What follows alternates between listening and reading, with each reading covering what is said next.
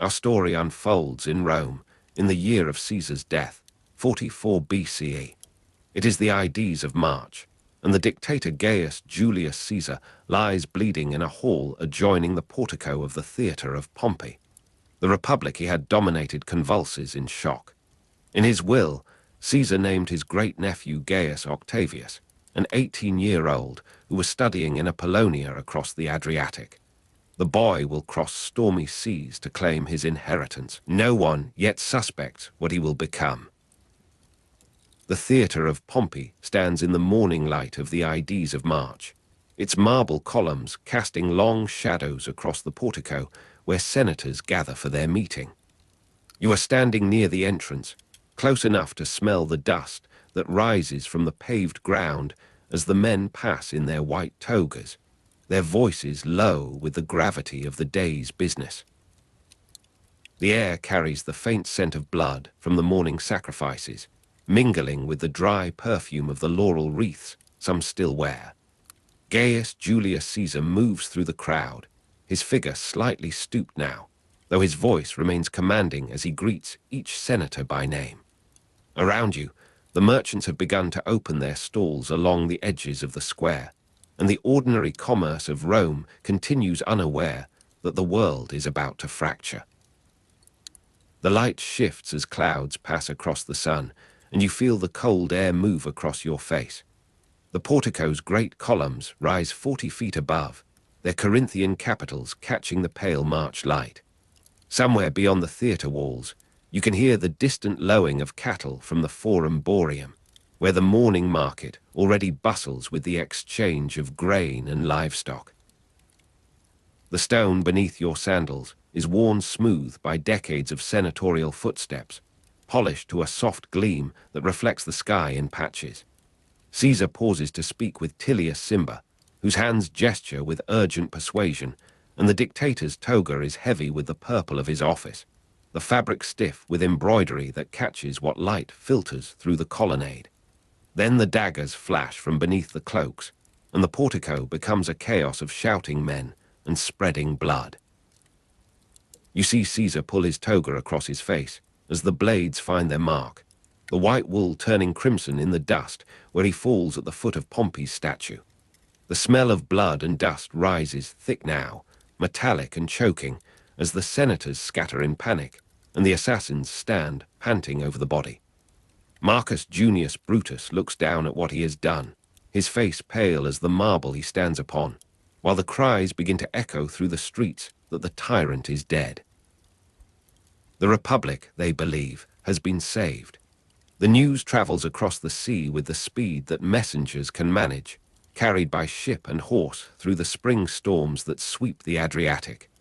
You are standing on the harbour wall at Apollonia in Illyricum, where the salt wind off the water tugs at your cloak and the fishing boats bob at their moorings. The young Gaius Octavius, born on the 23rd of September in the year 63 BCE, sits in his rooms above the harbour, supposedly studying as a student of war and rhetoric, though his health has always been delicate, and the damp air of the coast has not agreed with him. He is 18 years old, this great-nephew of Caesar, slight of build, with the careful manners of a youth who has learned to observe before speaking. A ship has arrived in the grey dawn, its sails still reefed, and the messenger who comes ashore walks with the urgency of a man bearing news that will alter the course of empires. You watch him pass through the narrow streets where the Illyrian women are drawing water from the wells, their voices carrying the strange cadences of a language older than Rome. The salt wind off the Adriatic brings the smell of tar and brine, and somewhere in the harbour the creak of oars marks a fishing boat departing for the morning's work. Octavius receives the messenger in the courtyard of his lodgings, and the words fall upon him like stones. Gaius Julius Caesar was assassinated on the Ides of March in the theatre of Pompey, near the Curia where the Senate was meeting. The dictator is dead. The world he had made is unmade. The boy who will become Octavian makes his decision without the council of elders, for there are none at hand who can advise him in what must follow. You see him on the harbour wall that evening, looking south across the darkening water toward Italy, his thin shoulders wrapped against the spring chill.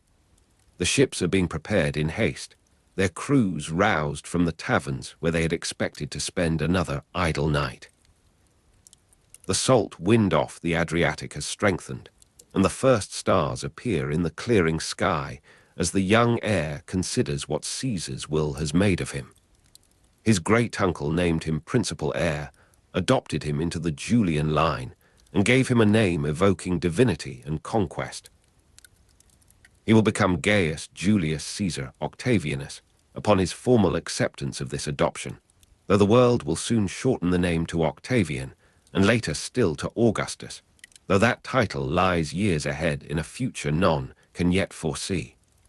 The crossing comes in darkness, the small fleet beating against the spring currents with oars that rise and fall in the unsteady rhythm of men who have not slept. You are huddled in the stern of the leading ship, where the creak of oars in the dark crossing to Brundisium marks each stroke that carries you closer to Italy and to whatever awaits there. The water is black as pitch, the sky overhead pricked with stars that seem to sway with the vessel's motion. The salt wind off the Adriatic has faded to a memory, replaced by the warmer air of the Italian coast, though the night remains cold enough to make you wrap your cloak more tightly. Octavian stands at the rail, though he should be resting, his face pale in the starlight, his eyes fixed on the darkness where he knows the shore must lie. Brundisium receives them in the grey of an April morning, the harbour opening before them like a hand extended in greeting or warning. You stand on the deck as the ship glides between the moles, the water inside the harbour calmer than the open sea, though your legs still feel the memory of the waves. The great city of Brundisium rises on its promontory, its walls catching the first light, and the streets beyond are already filling with the commerce of the eastern trade. But Octavian has not come to trade. He has come to claim an inheritance that another has already seized. For Marcus Antonius, Mark Antony, Caesar's consular colleague, has taken possession of the dictator's papers and fortune, has emptied the treasury that was meant to reward the legions, has stepped into the space that Caesar's death left empty with the confidence of a man who believes that power belongs to those bold enough to grasp it. The young heir walks through the streets of Brundisium with a composure that belies his years, and you follow at a distance, watching how the people turn to look at this slight figure who claims to be Caesar's son. The April sun warms the stone of the buildings, and the smell of bread from the morning ovens drifts across your path. Octavian has borrowed money to pay the legions, for Antony has left him nothing, and the soldiers who gather in the forum to hear him speak are impressed despite themselves by the young man's quiet certainty. He speaks of his great-uncle's legacy, of the name he has taken, of the rewards that will come to those who follow the true heir of Caesar. The name Gaius Julius Caesar Octavianus is spoken aloud for the first time in Brundisium, and the sound of it carries farther than the youth's slight frame would suggest possible. The months that follow are months of maneuvering, of alliances made and broken, of the old republic's institutions creaking under stresses they were never designed to bear. You find yourself in Rome as autumn approaches, where the streets are filled with the rumors of approaching conflict, and the Senate meets in sessions that last long into the night. Marcus Tullius Cicero, the old senator who has survived purges before, who has returned from exile and disgrace through the sheer force of his eloquence, watches the young Octavian with the calculating eye of a man who believes he understands the uses of power. Cicero thinks he can use this boy against Antony, not understanding who he has armed, not comprehending that the weapon he prepares will turn in his hand and strike at the heart of everything the old orator holds dear. The first of the Philippic orations against Antony rings through the Senate House in September of 44 BCE,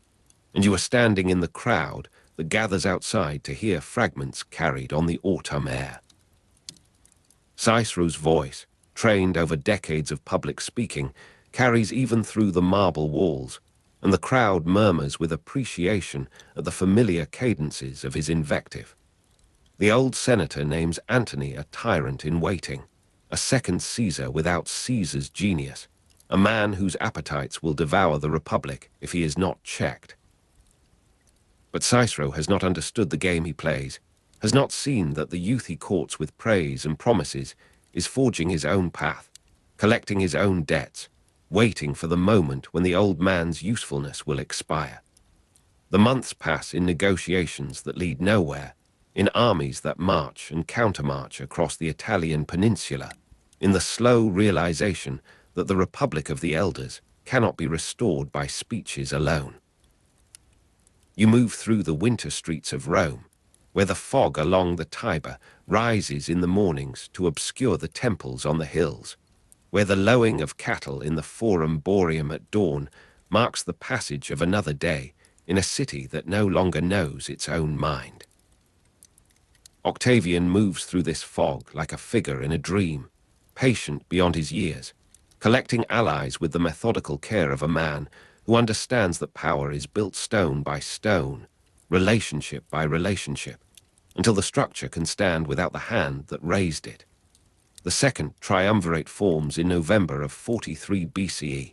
though the word is spoken with the irony of men who remember the first alliance that ended in Pompey's death and Caesar's dictatorship.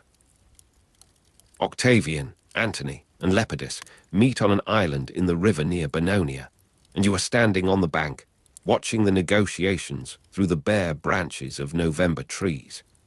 The fog has lifted for this one day, and the cold sun illuminates the island where three men divide the world between them.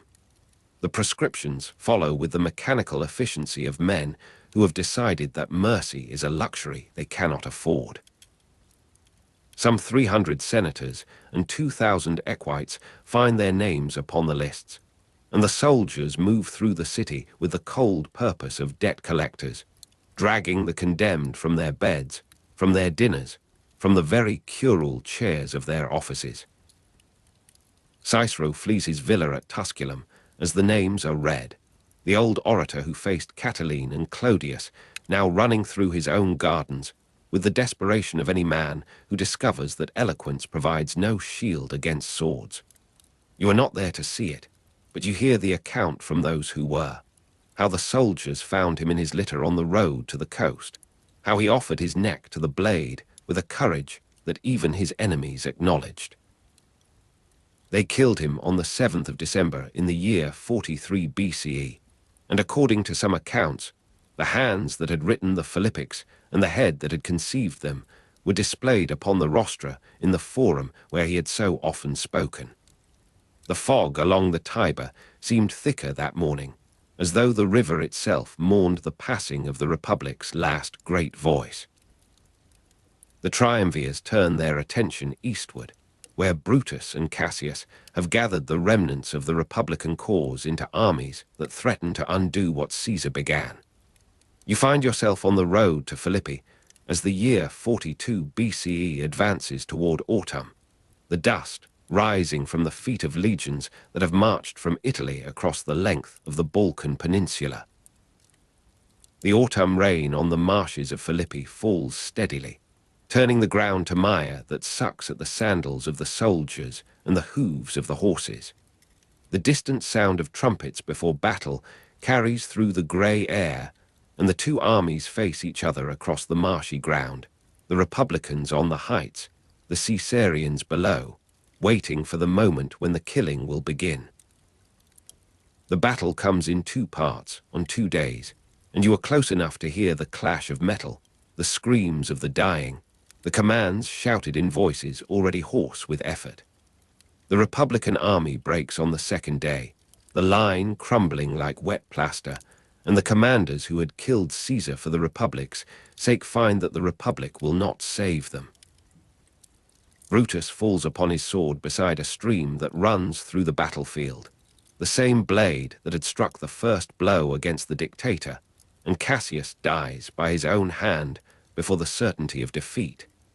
The autumn rain on the marshes of Philippi washes the blood into the streams, and the distant sound of trumpets after battle is a different music, the music of victory and mourning mixed together in the grey October light. The world is divided again, as it was divided before, but now between only two men who have learned that they cannot share power indefinitely. Antony takes command of the eastern provinces, and you watch him depart with the pomp of a conquering hero, his legions marching toward the wealth of Asia and the temptations that wait there. Octavian returns to Italy, to the sick veterans who must be settled on confiscated lands, to the politics of a city that still believes itself a republic, even as the forms grow emptier. The young man, still not 25, moves through the fog along the Tiber with the patience that has become his signature, collecting allies, rewarding loyalty, waiting for the moment to move against the rival who has gone east. The years pass in the slow accumulation of grievance and ambition. Antony in Alexandria, dressed as Dionysus, distributing eastern kingdoms to Cleopatra's children, the heavy incense of Egyptian temples rising around him as he plays at godhood in the ancient manner of the Ptolemies. You are not there to see it, but the reports come to Rome with the traders and the diplomats, and the click of ivory fans in Alexandria's heat seems to accompany every description of the Eastern triumvir's excess. Cleopatra VII, the last of her line, the descendant of Alexander's general, has become Antony's partner in empire as well as in bed, and the kingdoms he gives her children are kingdoms that belong by Roman law to the Senate and people. Octavian's sister Octavia was married to Antony in 40 BCE as part of the Treaty of Brundisium, a political alliance sealed with the familiar currency of women's bodies. You remember the wedding, the careful celebrations that masked the calculations beneath, the way Octavia moved through the ceremonies with the composure of a woman who understands her role in her brother's designs. But Antony eventually abandoned Octavia for Cleopatra, and the insult to the Julian name became one more weapon in the arsenal that Octavian was assembling. The final breach between Octavian and Antony came in 32 BCE, though the true breach had occurred years before, in the hearts of two men who could not share what one alone might hold. The will is the instrument of the final destruction. Octavian seized Antony's will from the Vestal Virgins, those ancient guardians of Rome's sacred trust, and the document revealed what the Eastern Triumvir had planned. The Eastern donations, the kingdoms given to Cleopatra's children, the recognition of Caesarion as Caesar's true heir, all laid bare in the cold light of Roman law. You are standing in the forum when the will is read aloud, and the crowd's murmur grows to anger as the details emerge, as the realization spreads that Antony has planned to move the seat of empire to Alexandria, to make Rome subject to the foreign queen. The fog along the Tiber seems to lift for this one moment, and the lowing of cattle in the Forum Boreum at dawn is the ordinary sound of an ordinary day. But the world has shifted again, and the war that follows will decide whether Rome remains Roman. The preparations for conflict move through the months that follow, the fleets assembling at Misenum and Ravenna, the legions marching to the ports where the ships wait to carry them to the decisive encounter. But that story belongs to another chapter, to the hours when sleep has deepened and the listener drifts farther from the waking world. For now, you are standing in the garden of Octavian's house on the Palatine, where the night air moves gently across the roses that have begun to bloom in the late spring warmth. The city below is quiet now, the ordinary sounds of a million people at rest rising faintly through the darkness. A fountain murmurs in the corner of the garden, and the water catches what light comes from the lamp in the room beyond. The young man who will become Augustus sits within, reading by lamplight, his face composed in the patient expression that has carried him from Apollonia to the threshold of empire. The name Gaius Julius Caesar Octavianus appears on the documents before him, and the hand that moves across the page is steady. The salt wind off the Adriatic is a memory now. The autumn rain on the marshes of Philippi has dried. The heavy incense of Egyptian temples belongs to another world, another possibility that will not come to pass. Here, in the stillness of a Roman night, the future gathers itself like water in a deep pool, and the surface reflects only what is placed before it. The lamp flickers, the fountain murmurs, the night continues. The morning of Actium arrives with a pale light spreading across the Ambracian Gulf, and you are standing at the rail of a warship, as the bronze rams of Octavian's fleet cut through water the color of burnished pewter. Around you, the oars rise and fall in a rhythm older than the Republic itself, each stroke carrying 200 vessels toward the anchored squadrons of Antony and Cleopatra. The air smells of pine resin and salted hemp, of cooking fires extinguished before dawn and the wet leather of the sailor's armor.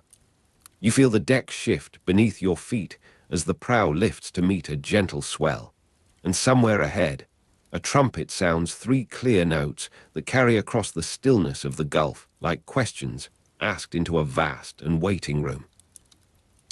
The fleet's close with terrible slowness, and for an hour there is only the grinding of wood against wood, the splash of missiles, the shouts of men whose voices have grown hoarse with shouting. You watch Antony's heavier ships struggle to maneuver in the confined waters, their banks of oars entangled like the limbs of fighting animals.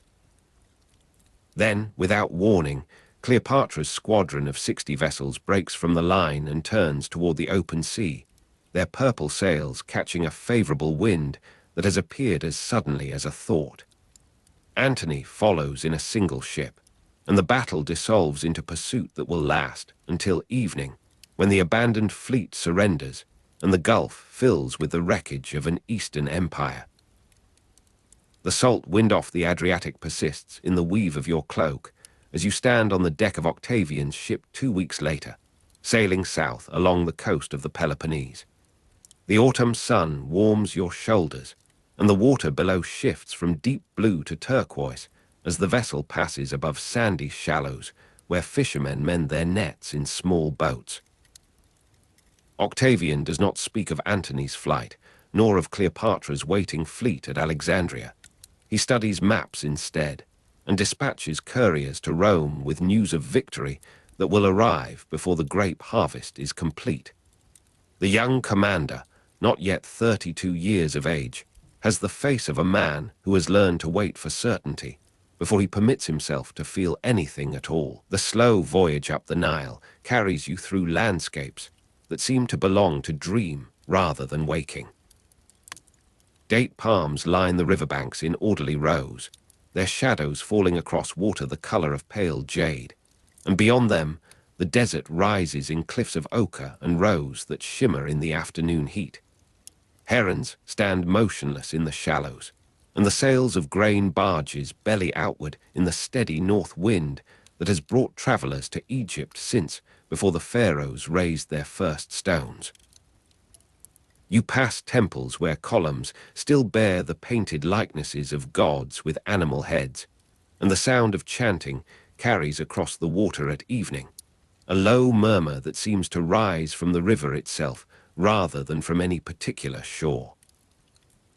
Alexandria appears on the horizon as a line of white stone against the darker white of the sky. Its great lighthouse, visible long before the city itself, resolves into individual buildings, individual streets, individual lives that will soon be gathered into the account books of a new master. The harbor is crowded with ships that have fled from Actium, their captains uncertain whether to welcome the approaching fleet or to burn their vessels and scatter into the Egyptian interior. Octavian receives the city's surrender with formal courtesy, accepting the keys from officials who had served Cleopatra's dynasty for generations, and who understand, as you understand standing there among them, that the world they have known is ending not with violence, but with the quiet accumulation of inevitable fact. The mausoleum of the Ptolemies stands at the edge of the palace quarter, a stepped structure of white limestone that catches the last light of an August afternoon. Inside, you are not present, but the reports reach you later, and the reports carry the weight of witnessed things. Antony, believing Cleopatra already dead, falling upon his sword in the manner of a Roman, but failing to die quickly, being carried to her hiding place to breathe his last in her presence. Cleopatra herself, 10 days later, arranging her death through means that remain disputed, the asp, the cobra, the poisoned needle hidden in her hair, choosing the legend that would outlast any mere historical record. The bite of the cobra, if it was the cobra, would have brought a sleep that deepened into paralysis, into stillness, into the final silence of the last ruler of an independent Egypt. In August of the year 30 BCE, Cleopatra died as she had lived, on her own terms and in her own place, and Octavian annexed Egypt as a Roman province before the month had ended. The cool marble of the Curia Julia is months away still, as you stand in the Alexandrian dawn watching the first shipments of grain being prepared for Rome. The city awakens around you with the sounds of commerce continuing despite changed circumstances, the cries of water sellers, and the clatter of donkey hooves on paved streets that Alexander's architects had laid out with mathematical precision. Octavian has ordered the preservation of Cleopatra's art collections, her libraries, the mechanical wonders that adorned her palace. He understands, as his adoptive father understood before him, that power in Rome flows partly through the possession of beautiful and impressive things. The young man who will become Augustus walks through rooms where Eastern kings had once held court, and his footsteps echo against walls that have witnessed the passage of empires. The return to Rome takes place across a summer of preparation, of messages sent ahead to arrange the greatest triumph the city has ever witnessed. You are walking along the Tiber in the hour before the city wakes, and the sound of the river lapping against the ponds Sublicious accompanies your steps with a rhythm as old as the bridge itself. Mist rises from the water and drifts across the marshes of the Campus Martius, softening the edges of warehouses and temples into suggestions of forms rather than definite structures. The first boats of the day move downstream with cargoes of vegetables from the upstream gardens, and their passage creates small ripples that spread outward to join the larger movement of the current.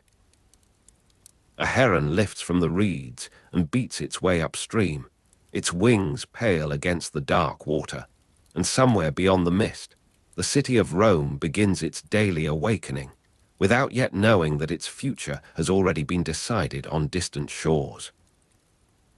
3 days of triumph unfold in August of 29 BCE, and you are among the crowds that line the sacred way, close enough to smell the resinous smoke of victory fires burning on the Capitoline, where oxen are being prepared for sacrifice in thanksgiving for victories that have extended the boundaries of Roman power to the edges of the known world. The procession moves with deliberate slowness, allowing each element its proper weight in the consciousness of the spectators. Captured kings walk in chains, their Eastern finery now serving only to emphasize their subjection, their faces fixed in expressions that attempt to preserve dignity against the overwhelming fact of defeat. Tableaux pass by on wheeled platforms, scenes of Antony's Eastern excesses rendered with theatrical precision. The drunken feast, the submission to Cleopatra, the abandonment of Roman custom for foreign ways. The golden throne of Cleopatra herself is carried in the final procession, empty now, a symbol of power that has been absorbed rather than destroyed. The crowd murmurs its approval in waves that follow the procession's movement, and the August heat presses down upon the city with the weight of a physical presence.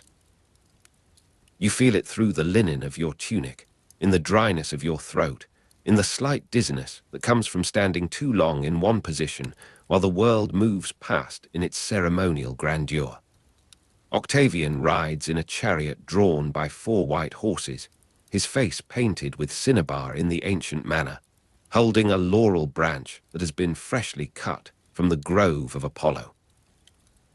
The great-nephew of Julius Caesar, the adopted son who avenged his father's murder and surpassed his father's conquests, accepts the acclamation of the people with a composure that reveals nothing of the calculations beneath.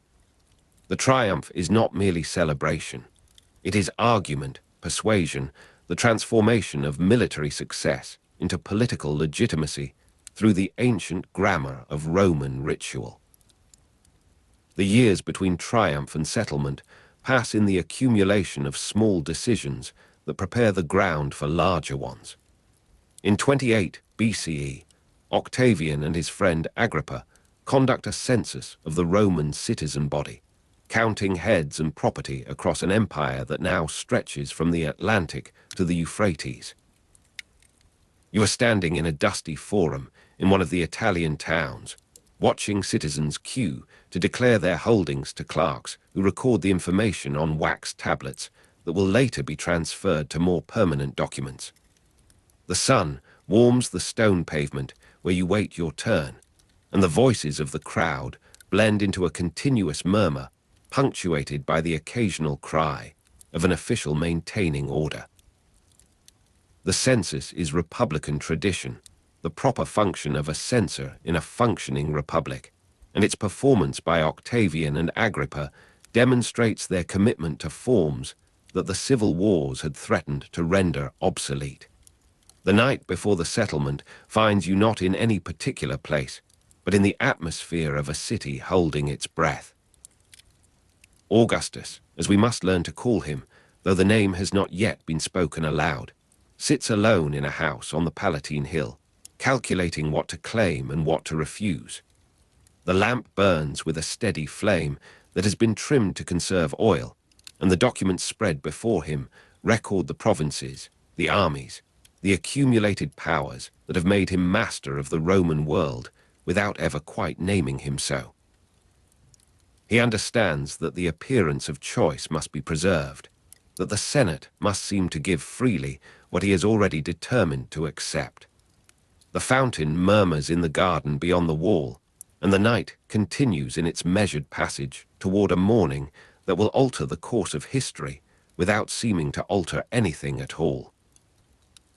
Dawn light through the oculus of the unfinished Pantheon falls in a precise circle upon the marble floor, and you are standing in that shaft of illumination as dust motes rise and fall in the air currents of the vast interior. The building is not yet complete, its dedicatory inscription not yet carved, but the engineering of its dome already demonstrates the Roman capacity to shape space in ways that earlier generations could not have imagined. The light moves with imperceptible slowness across the floor as the sun climbs toward midday, and the silence of the space amplifies the smallest sounds. Your own breathing, the distant hammering of workmen on scaffolding, the rustle of pigeons that have found their way through temporary openings in the structure. This is the Rome that Augustus will claim to have found brick and left marble, though the claim itself will come later, after the transformation has been accomplished and can be safely acknowledged. The Senate chamber of the Curia Julia awaits, and the cool marble of its interior receives the togas of senators who rise and sit with a rustle of wool that sounds like wind through standing grain.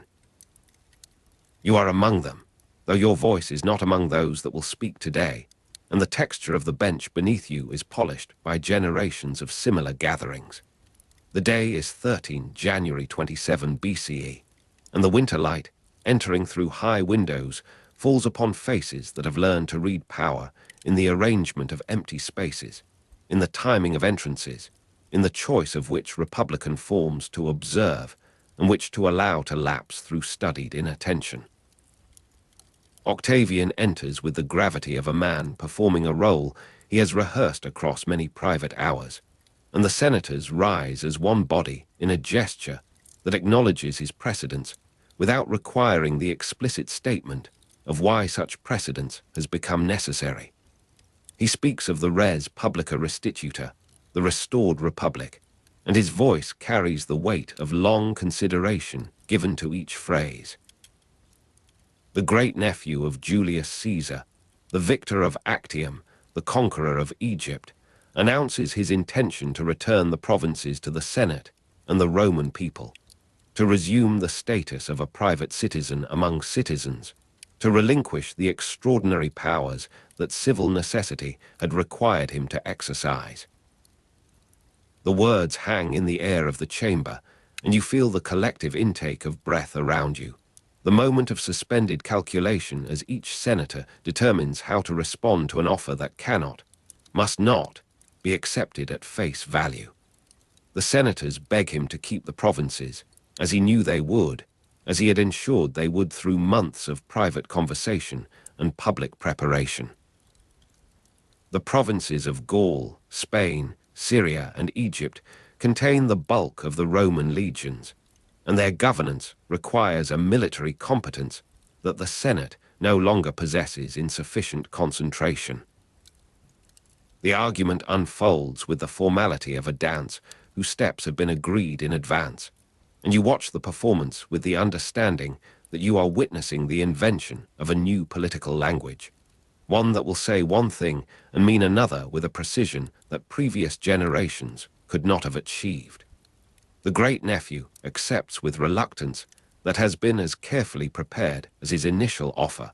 and the Senate's petition becomes the basis for his continued authority. The new name is spoken aloud: Imperator Caesar Divi Filius Augustus. The title Augustus carries religious connotations of sanctity and augury, connecting its bearer to the most ancient traditions of Roman priesthood and to the favor of the gods that had once been claimed by kings and had later, through the careful construction of republican theology, been distributed among the institutions of the state. You hear the syllables resonate in the chamber's acoustics, and the rustle of togas as senators rise and sit marks the moment's acceptance into the record of formal proceedings. The name is not king, is not dictator, is not any of the titles that Roman history had learned to fear. It is something new, something that gathers authority without defining its limits, that sanctifies power without explaining its source. The principate that will endure approximately 300 years until the crisis of the 3rd century has begun with this quiet pronouncement, this agreement to pretend that nothing fundamental has changed. The years that follow demonstrate the method that Augustus has devised, the gradual accumulation of powers without formally abolishing republican institutions, each year more authority flowing through forms that remain technically intact while becoming functionally irrelevant. You are walking through the Forum Romanum on a morning of early spring, and the sound of the Tiber lapping against the pond's sublicious reaches you faintly above the commerce of the marketplace. The basilicas are full of litigants pursuing cases before courts that still bear republican names, and the speeches of advocates still invoke the authority of laws passed by assemblies that no longer determine anything of importance. The appearance continues, and in the continuation of appearance, something new has been created that will outlast the generation that invented it. The bitter smell of medicinal herbs reaches you before you enter the house on the Palatine in 23 BCE, where Augustus has fallen seriously ill in a summer of unusual heat. The illness comes without warning, a fever that rises and falls in patterns that the physicians cannot predict or control, and the household holds its breath around the central fact of uncertainty. You are not in the sick room itself, but the corridors carry the sounds of whispered consultation, the clink of vessels being prepared and discarded, the footsteps of servants moving with the exaggerated quiet of those who fear that any disturbance might tip the balance toward death. The res publica restituta faces its most severe test in the vulnerability of the single body that has made the restoration possible, and the contradiction at the heart of the new system reveals itself with painful clarity. Augustus gives his signet ring to Agrippa, the friend who has shared his counsels since before Actium, the commander who conducted the census, and who stands second only to Augustus himself in the hierarchy that has replaced the Republic's distributed authority. The gesture is understood by all who witness it as the designation of a successor, though no such designation has been formally required or officially recognized by any law. The ring passes from one hand to another in a moment of weakness that demonstrates, to those with eyes to see, the fragility of a position that rests upon personal capacity rather than institutional structure. Agrippa accepts the trust with the gravity it deserves, and the whispered succession crisis moves through the city's political networks like water, finding its path through hidden channels beneath the surface of the earth. The recovery comes gradually, across weeks of careful nursing and the continued administration of herbs whose bitter smell gradually fades from the house as the patient regains strength. Augustus emerges from the illness with a body that has been diminished, but a political understanding that has been refined by confrontation with mortality. He understands now, if he did not fully understand before, that the system he has created depends upon his continued existence in ways that no constitutional arrangement can fully address. The second constitutional settlement of 23 BCE follows this recognition, granting Augustus tribunician power for life, the authority that gives him veto over any legislation and the right to summon the Senate at his discretion. The power is republican in name, tribunician in origin, but its lifelong grant to a single individual transforms its nature without altering its form. The right to summon the Senate, the veto authority over legislation, these are powers that the Republic had distributed among annual magistrates whose brief tenure ensured their accountability. You are standing in the Curia Julia on a winter morning, and the cool marble receives the togas of senators who have assembled at a summons that could not be refused, though no force compels their attendance. The rustle of wool as they rise and sit marks the performance of rituals that continue to matter because they are performed, not because they retain independent significance. Augustus speaks from his position between the consuls, and his voice carries the weight of a man who has learned to use republican grammar for monarchical sentences, to wrap unprecedented authority in the comforting familiarity of ancient forms. The years accumulate in their quiet transformation, each season bringing some new consolidation of power, some new honorific, some new demonstration that the restored republic has been arranged to produce only one possible outcome. The herons still lift from the reeds, the mist still rises from the water, the first boats still move downstream with cargoes for the city's morning markets. The surface of things continues, and in its continuation, the deepest change has occurred, the transformation of political possibility itself, the demonstration that Rome could become something new while remaining, in every visible particular, exactly what it had been. Dawn light through the oculus of the now completed Pantheon falls upon marble that has been polished by years of ceremonial use, and the dust motes rise in the shaft with the same indifferent persistence they showed in the earlier days of construction. You are standing in that light, and the space around you has become a monument to the method that Augustus perfected, the achievement of revolutionary ends through conservative means, the accumulation of absolute power through the preservation of republican forms. The res publica restituta remains the official ideology of the new regime, and the phrase continues to appear in inscriptions, in speeches, in the formal documents that record the business of state. You have heard it spoken in the Senate chamber, have seen it carved into the monuments that Augustus has raised across the city,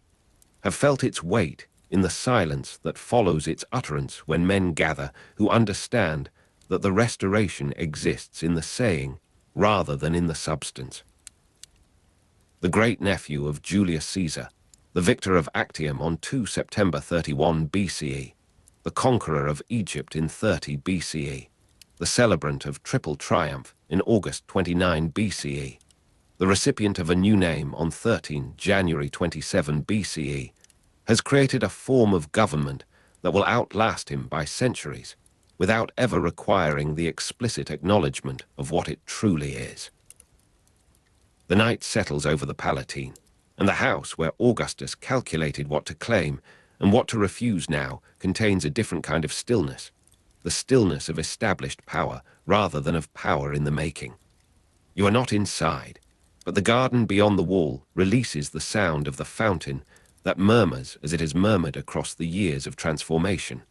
its water falling with the same indifferent grace upon stones that have been worn smooth by continuous flow. The lamp burns in a window, and the figure that moves within the circle of its light is older now, but the hand that moves across the documents remains steady. The night continues. You are standing upon the freshly laid paving stones of the campus Martius, and the morning air carries the scent of turned earth across more than 250 hectares of public ground. The vastness of this field spreads before you, beyond the formal boundary of the city proper, where generations of Roman soldiers have drilled and assemblies have gathered and triumphal processions have wound their slow and golden way. The grass here has been pressed by countless sandals, and the soil remembers the weight of elephants and the tread of victorious legions. Around you, the surveyors are already at work with their measuring rods, pacing the ground where shadows will soon speak the hours. The rasp of chisels on Carrara marble drifts from a workshop nearby, and the white dust settles upon the mason's arms like a kind of snow that never melts. You move toward the sound, and the texture of the morning changes with each step across this public area that has served so many purposes through the long memory of the city. Military exercises have carved their patterns into the earth, and the echoes of oratory still seem to linger where assemblies once raised their voices. Triumphal celebrations have painted this ground with flowers and with the bright dust of celebration, and now a different kind of monument is rising from the same soil. A city of brick. They say Augustus found this place, though you would hardly know it now to see the marble beginning to claim the horizon. The surveyors pause in their work, and one of them points toward the sky where clouds are moving slowly from the west. Their measuring rods catch the light, and you notice how the younger man marks his tablet with careful strokes, recording distances that will determine the placement of something vast and circular. The mausoleum of Augustus is rising here on the campus Martius, begun in 28 BCE, and the concentric rings of earth and brick are taking shape like the ripples from a stone dropped into still water. You walk the perimeter where laborers are packing the earthworks, and the damp soil releases a smell of minerals and of time itself. The cold of winter marble under hand greets you at a nearby staging area, where blocks wait upon sledges for their turn to be lifted into place. Around the crown of the rising structure, cypress trees have been planted, their dark forms already visible against the pale sky, and the smell of cypress mingles with the fresh mortar that binds the lower courses. The trees will grow in that circular pattern for centuries, marking the tomb of Augustus and his family with their evergreen mourning. A mason passes you with a load of brick upon his shoulder, and the rhythm of his steps matches the rhythm of the work that continues across this transforming landscape. You find yourself near the center of the great field, where the shadow of something enormous is moving across the paved ground. The Egyptian obelisk stands as a gnomon for the Solarium Augusti, a giant sundial that will measure the passage of hours across the campus Martius.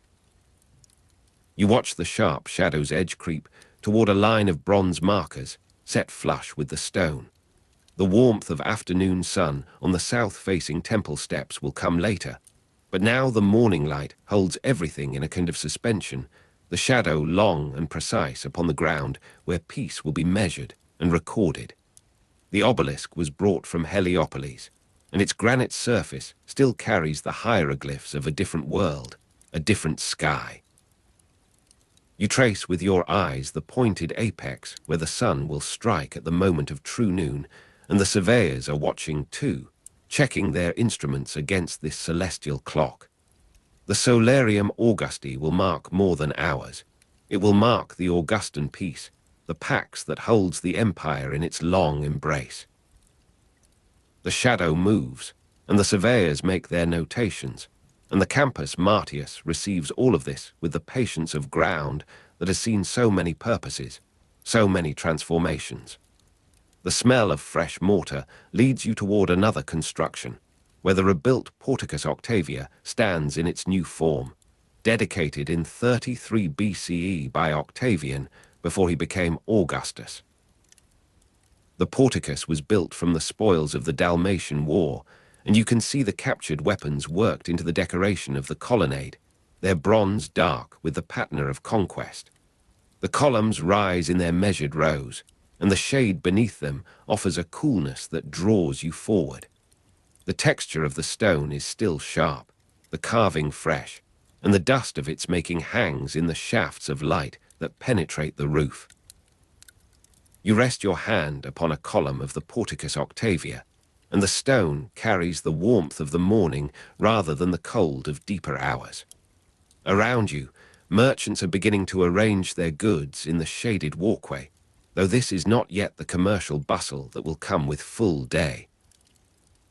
The campus Martius has been a place of military exercises, of assemblies, of triumphal celebrations, and now it becomes something else again, a place of commerce and of leisure, of walking and of talk.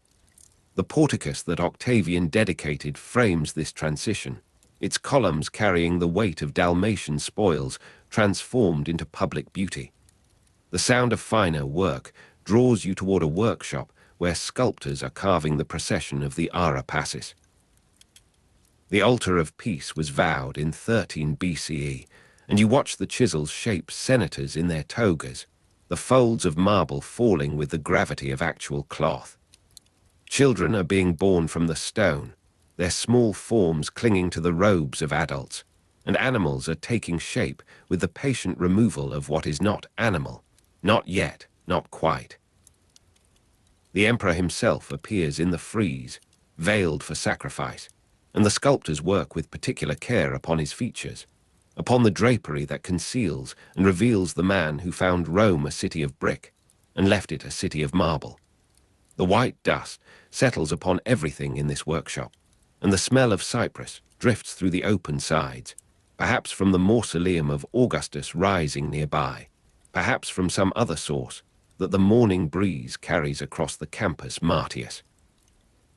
You watch a sculptor work upon the face of a senator, and the rasp of chisels on Carrara marble is the only language spoken here, the only prayer. The Ara Passis will stand on the campus Martius near the Solarium Augusti, and both structures will be inaugurated together in 9 BCE, a day that is still in the future as you stand here, still possible, still waiting to arrive.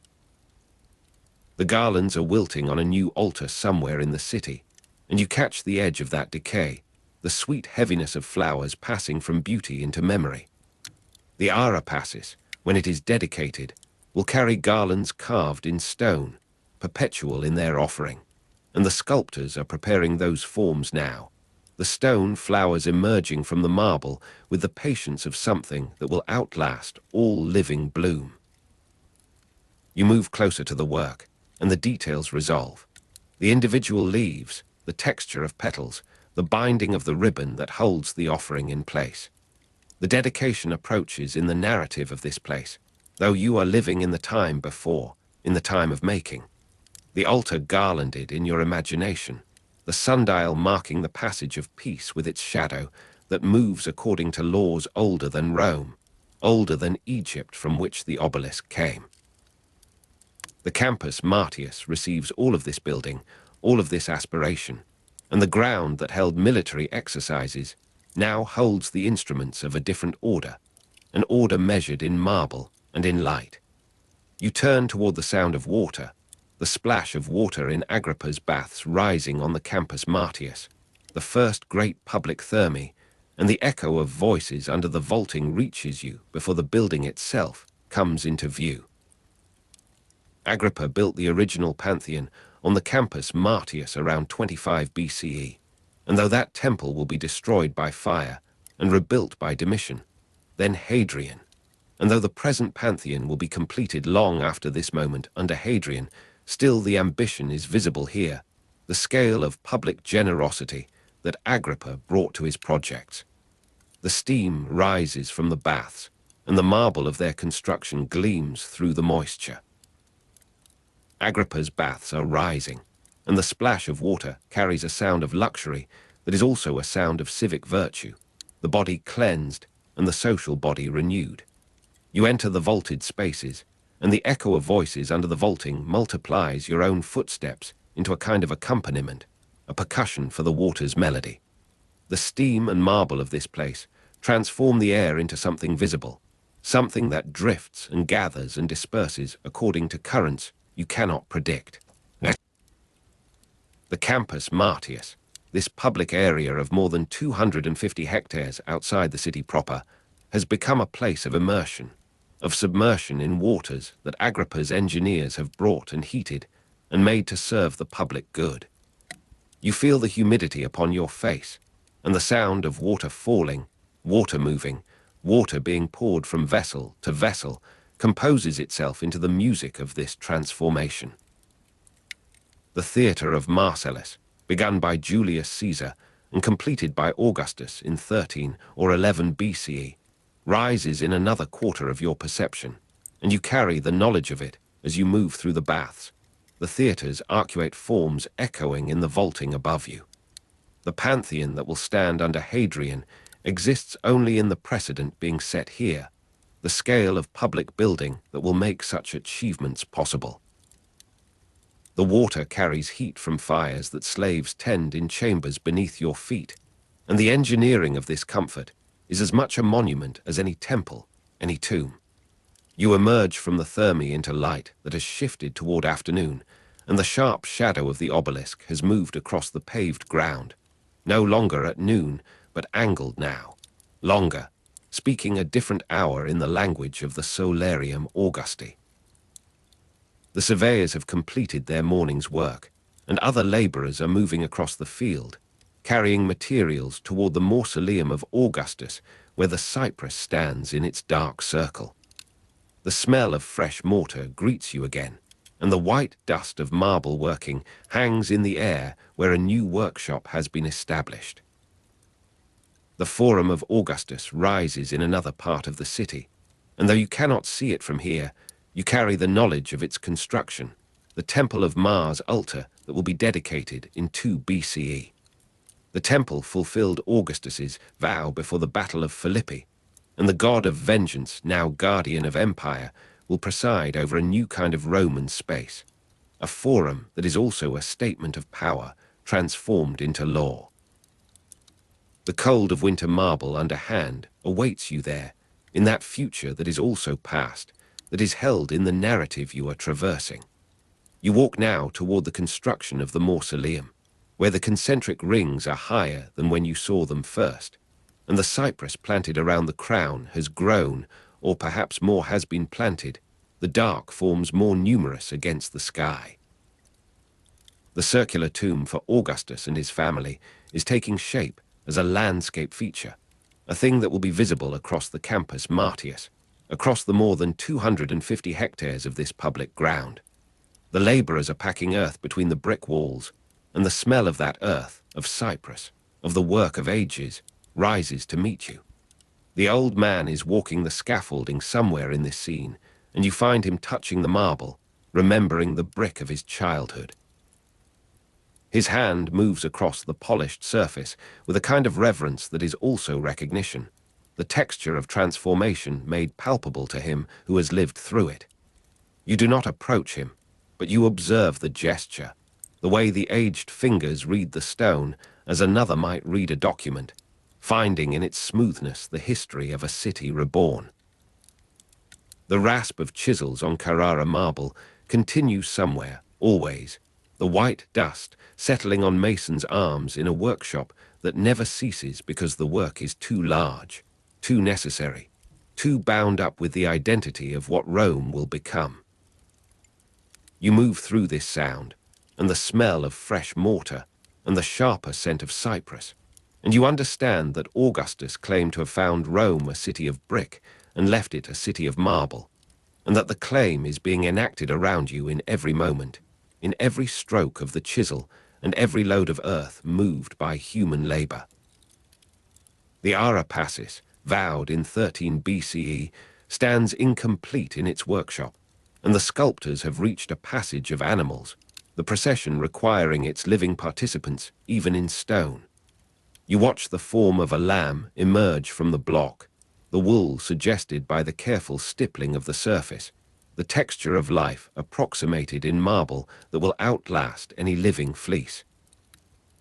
The garlands wilting on a new altar somewhere in the city send their scent across this distance, and you think of the stone garlands that will never wilt, that will carry their offering into centuries unmeasured by any living memory.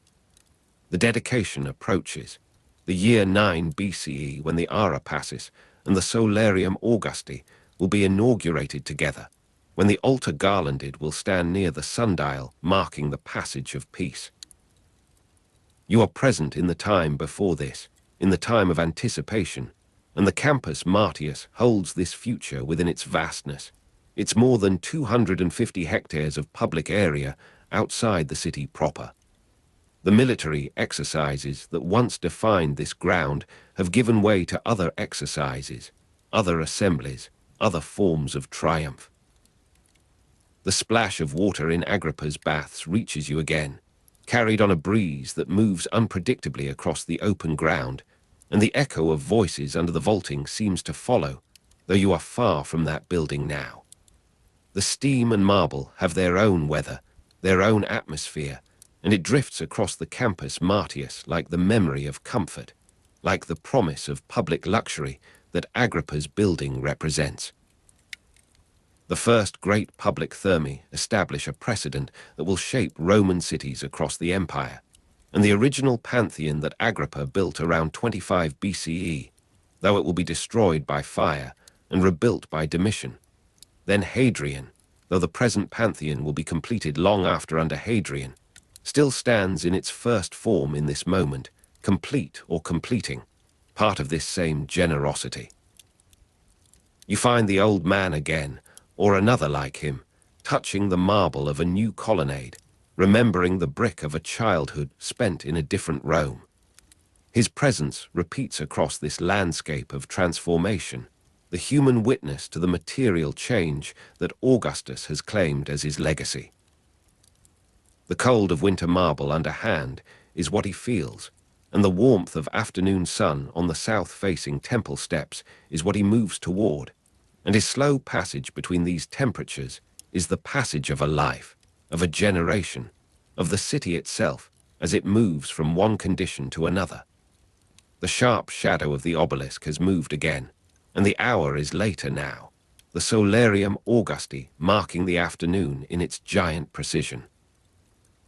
The Egyptian obelisk as gnomon casts its black shape across stones that have been measured and laid to receive it,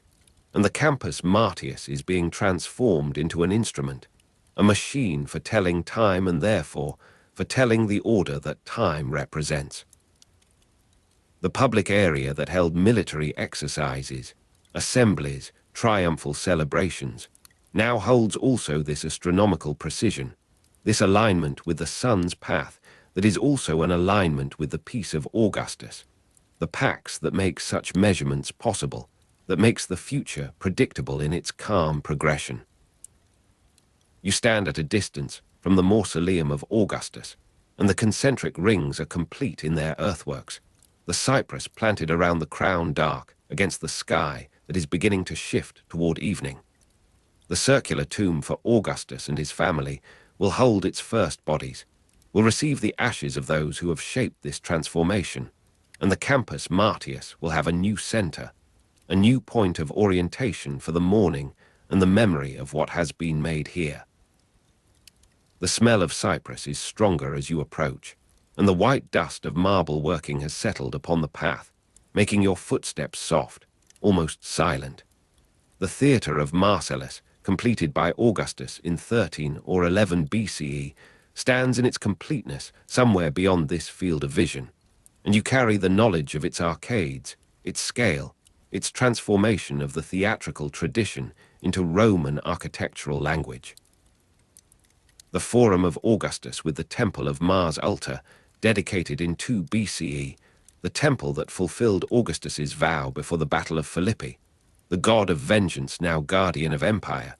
These two exist in your knowledge, in the future that is also past, the narrative that contains this moment and extends beyond it in both directions. The old man walks the scaffolding again, or still, his hand upon the marble, his memory upon the brick.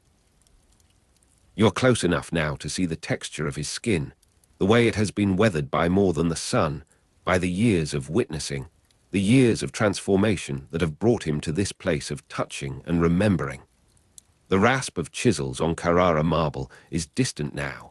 or perhaps it has ceased for the day, the white dust settling finally upon the mason's arms as they depart for their rest. The sound of the city continues, the endless sound of building, of moving, of living in a place that is never finished. Augustus also restored 82 temples in Rome according to his res gesti, and the scale of this restoration is visible in the multiplicity of works across the horizon, in the smoke of sacrifices rising from completed shrines, in the sound of ritual that accompanies the sound of construction. The Campus Martius receives all of this activity, holds it in its more than 250 hectares, contains the military exercises and the assemblies and the triumphal celebrations, and now these new purposes, these new monuments to a new order. The evening light finds the south-facing steps of the Temple of Mars Ultor, though that temple is still future, still rising in the Forum of Augustus that you cannot see from here. The cold of winter marble under hand returns as the sun departs, and the old man draws his cloak more closely around him, still touching the stone, still remembering. The Ara Passis, dedicated in 9 BCE, stands in its completed form in your imagination, the altar garlanded, the procession of senators and children and animals, and the emperor himself veiled for sacrifice, all frozen in their marble passage. The Campus Martius near the Solarium Augusti holds this image, and the sundial marking the passage of peace continues its slow shadow across the ground where peace has been vowed and dedicated and inscribed in stone. The sharp shadow of the obelisk has moved to evening length, and the Egyptian obelisk as gnomon speaks the hours of a day that has held so much making.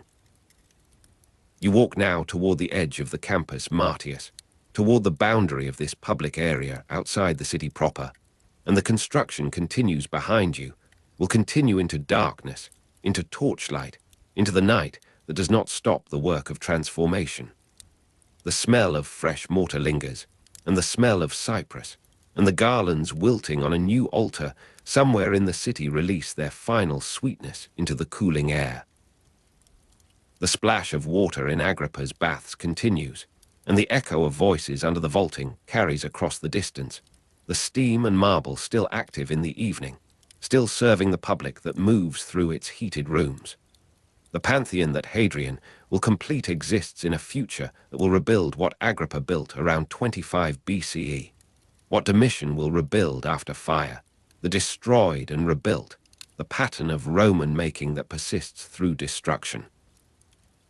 You carry this knowledge without burden as the narrative carries it, as the Campus Martius carries its successive purposes across the centuries of its use. The original Pantheon that Agrippa built is visible in its first form, or was visible, or will be visible, the tense of this place being the tense of long duration, of structures that outlast their builders and their purposes. The old man has descended from his scaffolding, or perhaps he remains, a figure in the gathering darkness, still touching the marble, still remembering the brick. You do not look back to confirm, but you know the gesture. You have seen it repeated, and the repetition is itself a kind of permanence, a human equivalent to the stone garlands that never wilt, the stone procession that never reaches its destination.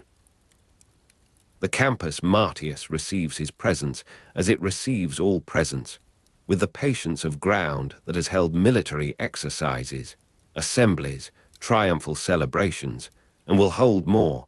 will hold what you cannot imagine from this vantage, this moment of evening transition.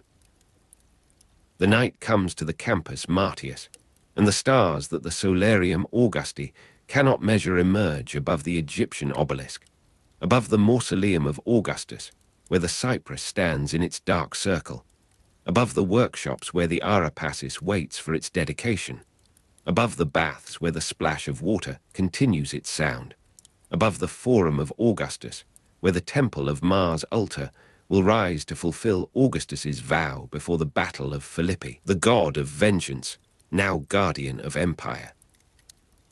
The echo of voices under the vaulting fades, and the steam and marble release their heat slowly into the cooling air. You stand at the boundary, and the city that Augustus found a city of brick, and left a city of marble spreads around you in all the stages of its transformation. The old and the new inseparable, the brick remembered in the marble aspiring to a permanence that only stone can claim. The cold of winter marble underhand is what you feel, and the warmth of afternoon sun on the south-facing temple steps is what you remember. And between these temperatures the life of the city continues, the building and the dwelling, the making and the being made. The rasp of chisels on Carrara marble has ceased, and the white dust settles finally, completely, upon the mason's arms that have departed. The smell of fresh mortar lingers in the darkness, and the smell of cypress, and the garlands wilting on a new altar somewhere in the city have completed their wilting, their transformation into the memory of fragrance. The campus Martius breathes in the darkness with the slow rhythm of a sleeping giant, and you are standing somewhere within its vast expanse, where the new altar has only lately received its first offerings. The night air carries the last warmth of October, and somewhere beyond your sight, the Tiber moves through the city with the sound of deep water passing ancient stone. Around you, the Arapacis stands in its precinct, still new, still smelling of the mason's art, its marble figures catching what little moonlight filters through the clouds. The freezer procession winds around the altar's walls, and you can trace with your eyes the slow walk of Augustus himself, of the priests and the children and the senators who move in ordered ranks towards sacrifice. The marble holds them forever in that moment of approach, the peaceful emperor at their head, the fertile earth implied in every fold of every garment, the ordered succession of generations made visible in stone. The deep boom of bronze doors closing on the temple of Janus echoes still across your memory, though that ceremony happened years before this autumn evening in 29 BCE, when the civil wars had finally ended. You remember how the sound traveled through the forum, how it seemed to settle into the bones of the hills, how citizens stood in their doorways to hear what had not been heard in 2 centuries of Roman history. The temple had stood open through all those generations, its doors flung wide to admit the passage of armies, the declarations of war, the endless returning of legions from fields of slaughter.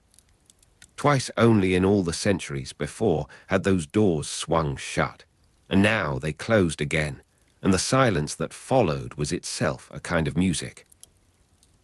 The Pax Romana was not yet named, but its first breath moved through that silence, and you felt it move across your face like the first cool air before dawn.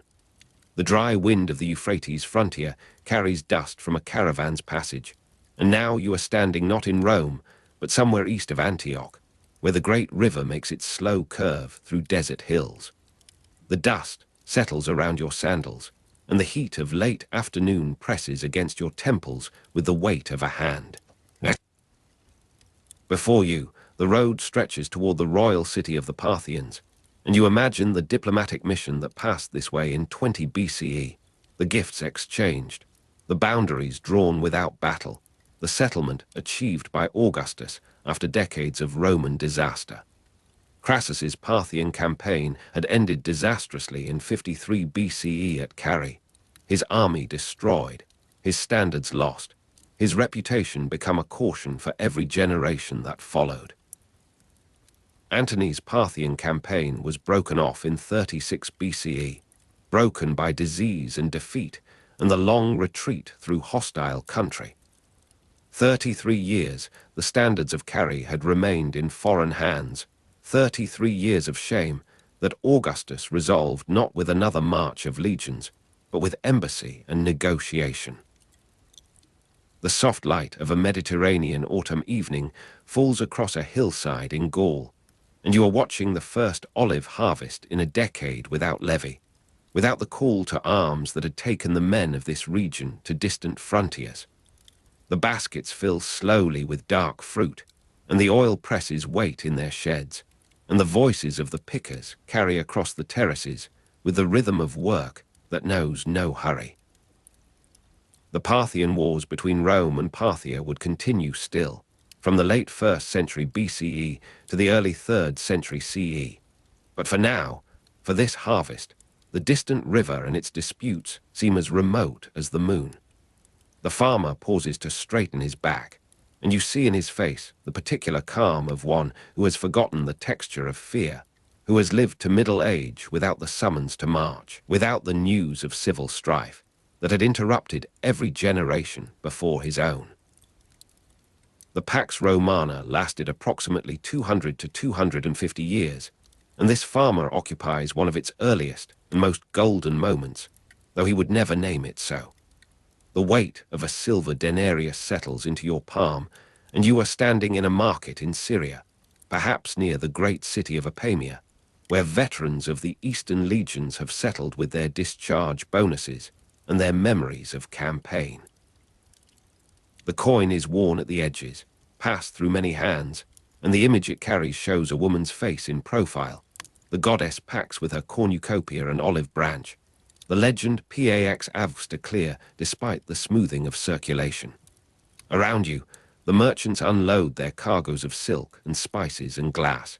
and the smell of cumin and dried fish rises from the stalls, and somewhere a donkey protests its load with the particular voice of its kind. The veteran beside you turns the same coin in his own fingers, and his hands carry the scars of sword and shield, and the leather and bronze smell of old campaign gear still clings to his cloak, though he has not worn armor in 7 years. He remembers the clink of legionary standards being lowered for storage, the moment when his own service ended, the day when Tiberius carried the recovered standards of Carry through the streets of Rome in 20 BCE, a triumph of diplomacy celebrated as a major victory, the lost honor of 33 years finally restored. The marble of the Ara Passis holds its procession still, and you return to the Campus Martius in the darkness, to the altar that Augustus made patronus of his political program, that he supported with statues and altars throughout the empire. Pax was the Roman personification of peace, equivalent to the Greek Irene, and Augustus had understood her power as no ruler before him. The concept of the Pax Romana always meant primarily internal peace, the absence of civil war, and this was the gift that the exhausted generations of the late Republic had craved above all others. The frieze around you shows the peaceful emperor in his role as priest, as father, as the center around which all order might turn, and the women in their stolas carry the fruits of peace in their drapery, and the children walk in certainty of their place in the succession of generations. The Ara Passis was the most important monument to this cult, and its white marble glows faintly in the darkness with the accumulated devotion of decades. The dry wind of the Euphrates frontier rises again, and you are standing now on the disputed ground of Armenia,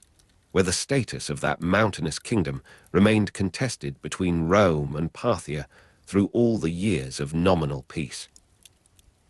The dust of a decade settles around your feet, and the cold air moves across your face with the particular bite of high altitude. In 63 C, long after Augustus, the Treaty of Rhandaea would establish a Parthian Arsacid line in Armenia under Roman overlordship, a compromise that recognized the limits of both empires, that drew boundaries without the decisive battle that either side had sought. Augustus's foreign policy combined military demonstration with diplomatic settlement, and this was the template that his successors would follow, the show of force that enabled the talking, the march that made the treaty possible. You watch a hawk circle above the valleys, and the silence of the mountains seems to hold all the complexity of imperial management, the peace that was not absence of conflict, but its channeling into forms that did not break the world. The soft light of a Mediterranean autumn evening touches the harbour at Marsilia, and you are watching a merchant count his coins by lamplight, the same image of Pax Augusta that the veteran in Syria had held, the same cornucopia and olive branch, the same legend of unbroken calm. The merchant's fingers move with the automatic precision of long practice, and the weight of each denarius is known to him before it reaches the scale. He has travelled from Narbo to this port, from the olive groves of his family's estate to the warehouses where Spanish fish sauce and Egyptian papyrus wait for shipment to the northern markets. The Pax Romana has made this journey possible, has replaced the uncertain roads of war with the predictable rhythms of commerce. He does not think of Parthia, of the Euphrates frontier where the dry wind still carries dust, of the disputed status of Armenia or the Treaty of Rhandaea that would come long after his death. He thinks of the next harbour, the next cargo, the next season's pressing of oil from the groves his grandfather had planted. The temple stands before you, small and ancient, its doors now shut again, perhaps for the second or third time in the long peace that Augustus inaugurated. The temple had been closed only twice before in Roman history, and each closing had been brief, a pause between storms. Now the pause extended through generations, and citizens born after the last civil war grew old without witnessing the opening, without hearing the declaration that sent legions to destroy their countrymen. The bronze catches the afternoon light, and the silence of the closed doors seems to speak more loudly than any oration. The clink of legionary standards being lowered for storage reaches you from a barracks somewhere in Africa, and you are walking through the warm evening toward a farmstead where a veteran has settled with his discharge and his memories. The farmer in Africa, like the farmer in Gaul, like the veteran in Syria, holds in his hand the same image of unbroken calm, the same Pax Augusta with her cornucopia and olive branch.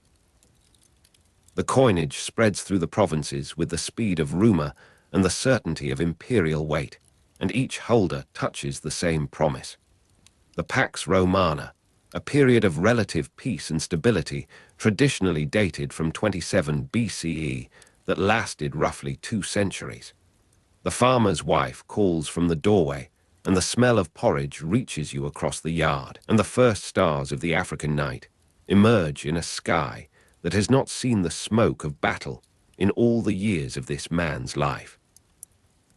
The Pax Romana ended with the death of Commodus in 192 CE, or perhaps with the end of the Severan dynasty in 235 CE. But this farmer will not live to see either ending, will pass to his children the coin and the memory of its meaning.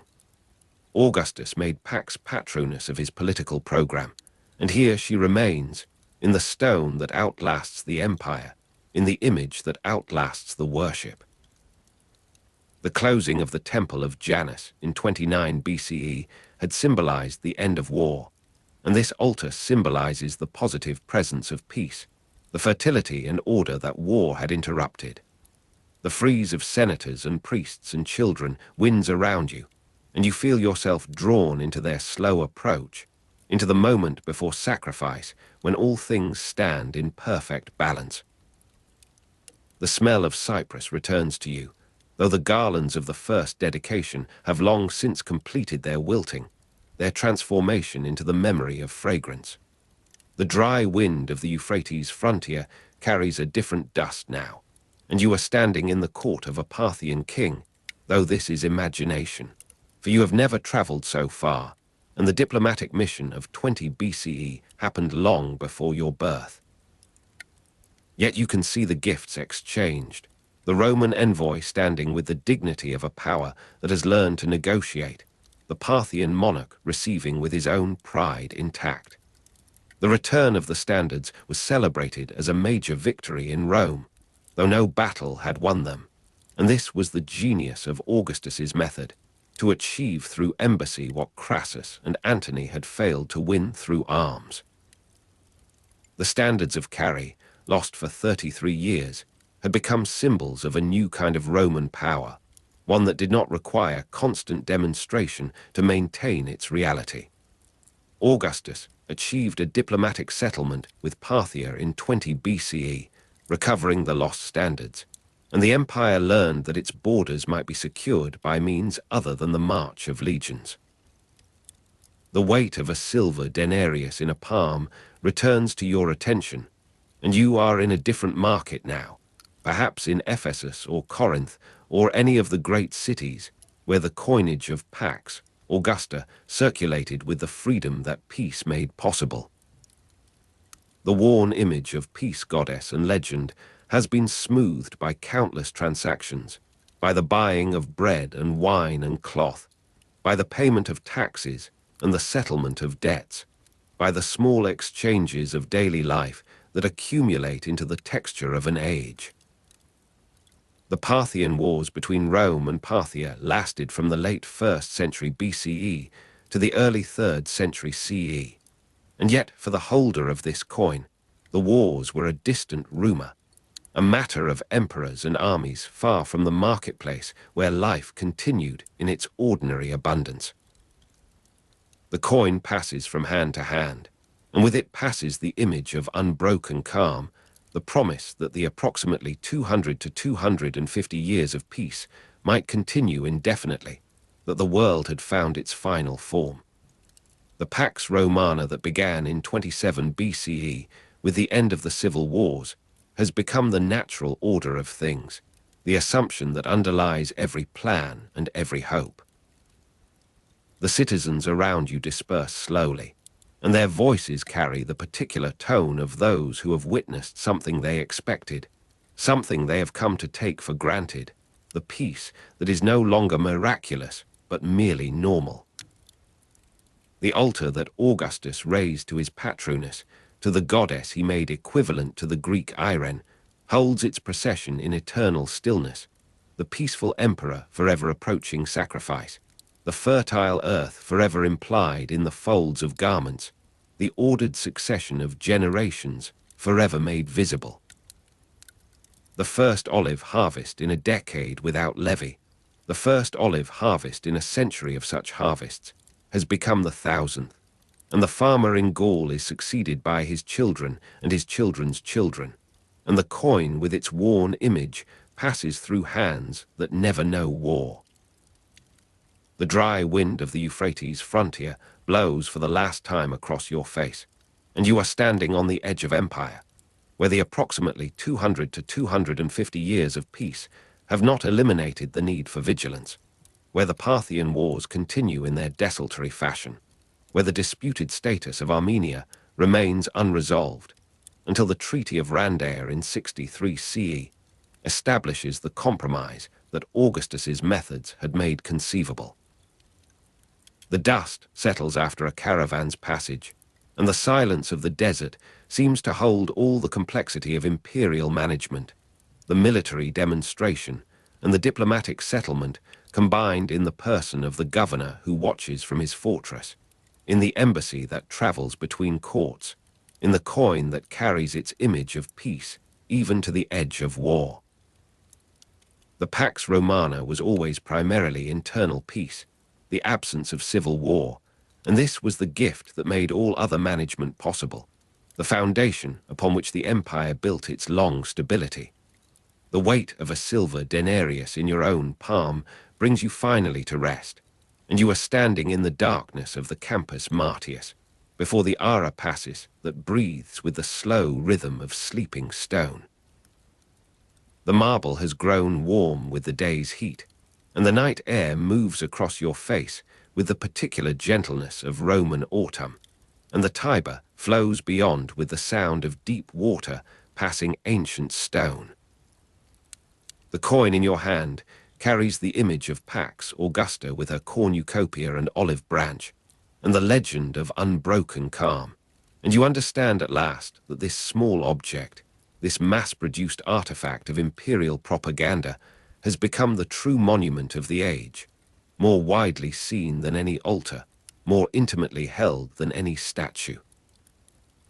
The merchant in Gaul, the veteran in Syria, the farmer in Africa, each holding the same image, each participating in the same approximately 200 to 250 years of peace that began in 27 BCE with the end of the civil wars, that ended with the death of Commodus in 192 CE, or the end of the Severan dynasty in 235 CE, each living within the Pax Romana that Augustus had made possible by closing the temple of Janus in 29 BCE, by recovering the standards of Cari in 20 BCE, by supporting the cult of Pax with statues and altars, by making the goddess patroness of his political program, by combining military demonstration with diplomatic settlement, by understanding that peace was not merely the absence of war, but the positive presence of order, fertility, the slow succession of generations in their proper places. The cold air moves across your face, and the Campus Martius breathes in the darkness, and the Arapacis holds its procession in the stillness of marble that outlasts empire, that outlasts the very memory of the worship it was raised to serve.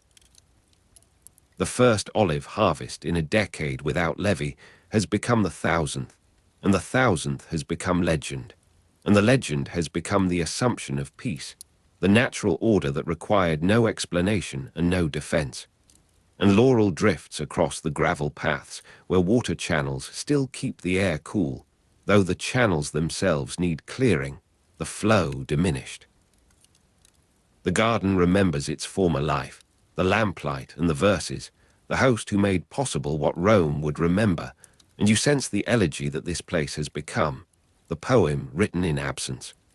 Maecenas dies in 8 BCE, the same year that takes Horus, and the gardens will pass to imperial ownership, becoming part of the complex that Augustus builds, the palace that absorbs what private greatness created. The patron's name will survive in languages he never spoke, Macene in French, Mecenat in German, the generic term for what he embodied, but the garden where he practiced that art will be lost, its terraces buried, its boxwood and laurel known only from descriptions that future scholars will puzzle over. The sun has moved, and you are standing in a different light, the afternoon of a Rome that has begun to feel the first changes, the transition from republic to empire, now complete enough that few remember what preceded it. The Pax Romana, the Pax Augusta, the approximately 200 to 250 years that changed what it meant to be Roman, to be human, continues, the peace that Augustus described becoming the peace that his successors maintain, the coin in your palm still passing to your children, though the face upon it changes. The temples he planned have been built, the boundaries surveyed, the rituals that continue regardless of who writes them down, observed by generations who never knew the man who ordered them. The Augustan literary program supported works that legitimized the new order, and those works have become the order's foundation, the story that Rome tells about itself, now indistinguishable from the story that Virgil told. You move through streets that have grown more crowded, the city expanding to fill the peace that contains it, the marble of public monuments now familiar rather than new, the Augustan building program having transformed the face of Rome across decades. The Aeneid has become what it promised to be, Rome's national epic, the replacement of Aeneas's annals complete, the Trojan origin story now the accepted truth, the poem's complications absorbed into its celebration, Dido's death and Turnus's full read as necessary costs rather than protests against cost itself. The poets celebrated Augustus's achievements while maintaining a degree of artistic independence, but that independence has been forgotten in the memory of their praise, the nuance that Horace practiced, The slowness that Virgil turned into resistance, both now read as simple loyalty, the court poet's expected song. The evening finds you in a garden again, not Maecenas', but another, the gardens of the imperial palace on the Palatine, the hill that gave emperors their title. You are standing among plane trees and roses, the boxwood and laurel of an earlier age replaced by fashions that come and go, the horticultural taste of each generation asserting itself against what preceded. A young man reclines on a couch, a scroll across his knees, his voice rising and falling in cadences that you almost recognize, the echo of a style that Horace perfected and that others now imitate. The guests listen with the same divided attention that you observed in Maecenas' garden, the verses and the stars competing for attention, the honeyed dates replaced by more elaborate sweets, the empire's wealth having increased along with its distance from the simplicity that Augustus projected. The reading ends, and the silence after a verse ends extends, becomes the evaluation that no one hurries, though the emperor is not here to provide it, the performance now assessed by lesser standards, the political weight of poetry diminished without the patron who understood its power. You taste the wine that comes to you, more honeyed than watered, the clarity of an earlier age replaced by richness, the excess that prosperity permits and that restraint once held in check. The Pax Romana continues, the peace that must be described before it can be fully believed, now described so often that belief has become automatic, the story's repetition having worn it smooth, the coin in your palm familiar enough that you no longer examine the face. The night deepens, and you walk through gates that lead from the palace to the city, the streets quieter now, the watchmen making their rounds, the distant sound of the Tiber audible where the buildings thin. A dog barks once and is answered from farther away, the same exchange that you heard in Maecenas' garden, the continuity of animal life across human change, the sound carrying clearly in the darkness. The stars have shifted, the constellations of an earlier season replaced by those that mark the year's progress, and you can see the dim shape of the Capitoline against the lesser dark of the sky, the temple of Jupiter where Augustus sacrificed, where his successors sacrifice still, the rituals that continue regardless of who writes them down. The cool of morning finds you on a different hill, the Janiculum perhaps, or one of the lesser heights from which Rome spreads in its disorder, the unplanned accumulation of centuries that has made it the largest city in the world, the million souls that the Pax Romana contains and that the Pax Romana must feed. The mist rises from the river, the Tiber's course marked by the trees that line its banks, the commerce that continues regardless of who dies in the rooms above the wharves already begun, the boats loading and unloading in the grey light. You think of Virgil at the window in Naples, the harbour noise that he admitted to contrast with his labour, the ordinary world that his poem must absorb and transcend, and you see that absorption continuing, the poem now part of what it once described, the Aeneid having become as natural as the landscape itself, the origin story that requires no retelling because it has become assumption. The sun clears the horizon, and the mist begins to evaporate in small rises that make the valley temporary sea, the islands of cypress and stone emerging from the pale, the same transformation that you observed in the Sabine Hills, the same morning gift offered to whoever rises early enough to receive it. The city stirs, the sounds of commerce and administration and simple human need rising from the streets below, the million lives that the piece contains each beginning another day in the expectation that tomorrow will resemble today. You descend now, and the city receives you, the streets narrowing, the buildings pressing closer, the smell of bread baking, and of the porridge that breaks fasts, and of the thousand other scents that make a city's atmosphere. The routines that make possible the moments of vision continue around you, the slaves pouring water, the merchants opening shops, the children beginning their lessons with texts that include what Virgil wrote and what Horace made. The education that leads to this slope, to this bell, to this poem that no one will read for centuries, and yet will outlast every building in Rome. The most important ancient model for English classicism, Horace, Quintus Horatius Flaccus, and you sense his presence in the phrases that educated Romans' use,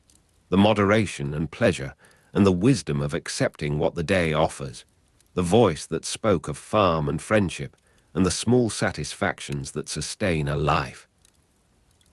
The day progresses, and you find yourself in a library, one of the many that Rome now holds, the imperial collections having grown with each conquest, each bequest, each ambitious man's donation to the public good. Scrolls line the walls, the papyrus held in niches that are labeled with the names of authors and works, the organization that makes knowledge accessible having advanced since the days when a man's personal collection was the only resource. You see the Aeneid in its place, multiple copies having been made, the text stabilized by the editing that followed Virgil's death, the careful work of Varius and Tucker that preserved what the poet might have revised, that fixed what he might have changed, the betrayal that is also love now complete in its results. The manuscript from Brundisium has become these copies, the heat of that September distant, the harbour smell replaced by the drier scent of papyrus and ink, the poem now object rather than process, finished in a way that its maker never permitted it to be. Readers come and go, the scholars who annotate, and the students who struggle with the hexameter's weight, the satirist's ear for conversation, now the model for those who would write their own verses, the elegiac couplet that Propertius and Tibullus practiced, still practiced by those who find in its constraints a freedom that open forms do not provide. You listen to their debates, the fragments of argument that reach you across the room, and you sense the distance that scholarship creates, the poem that was lived becoming the poem that is studied, the experience of composition replaced by the analysis of product. The afternoon declines, and you move through the city again, the heat of a Roman summer pressing against you, the shade of porticos offering relief, the fountains that Augustus built still flowing, the water that his engineers brought from distant hills still reaching the places where it is needed. The Augustan building program has transformed the face of Rome, and that transformation continues, each emperor adding what his predecessor lacked, the city becoming a palimpsest of ambitions, each layer visible beneath the others, the marble of public monuments accumulating until the eye can no longer distinguish what belongs to which reign. The Aeneid provided Rome with its national epic, and that epic has provided Rome with its image of itself, the story that continues to be told, because it has become the only story that can be told, the origin myth that explains what Rome is by describing what it was. The evening settles again, and you find yourself in a garden, not the gardens of Maecenas or of the palace, but a simpler place, a private courtyard where someone has cultivated what space permits, the plain trees and roses of a modest prosperity, the boxwood and laurel of an earlier fashion, still present in the corners where they were planted and have grown despite neglect. The scent of boxwood and laurel drifts across the gravel paths, and somewhere below the city murmur fades into a distant hum that might be the Tiber or merely the wind in the ilex trees. A lamp burns in a niche, its light steady, the resources that ensure stability even in illumination, now accessible to more than emperors, the prosperity that the Pax Romana created having spread, if not equally, then widely enough that this garden exists, this evening, this peace. You are standing in this garden, and the years that separate you from Maecenas' terrace have compressed, the differences of fashion and technology and political form becoming less important than the continuities, the human need for beauty, for companionship, for the sound of verses read aloud in the evening's cool. The poets are gone, Virgil and Horace, and the others whose names survive in lists and quotations. But what they made remains. The voice that spoke across the centuries, still speaking. The poem that was written for a particular occasion, now available to any occasion. The words that were meant for one reader, now legible to all who can read. The Pax Romana continues, the peace that Augustus described becoming the peace that his successors maintain, the expectation that tomorrow will resemble today still the foundation of daily life,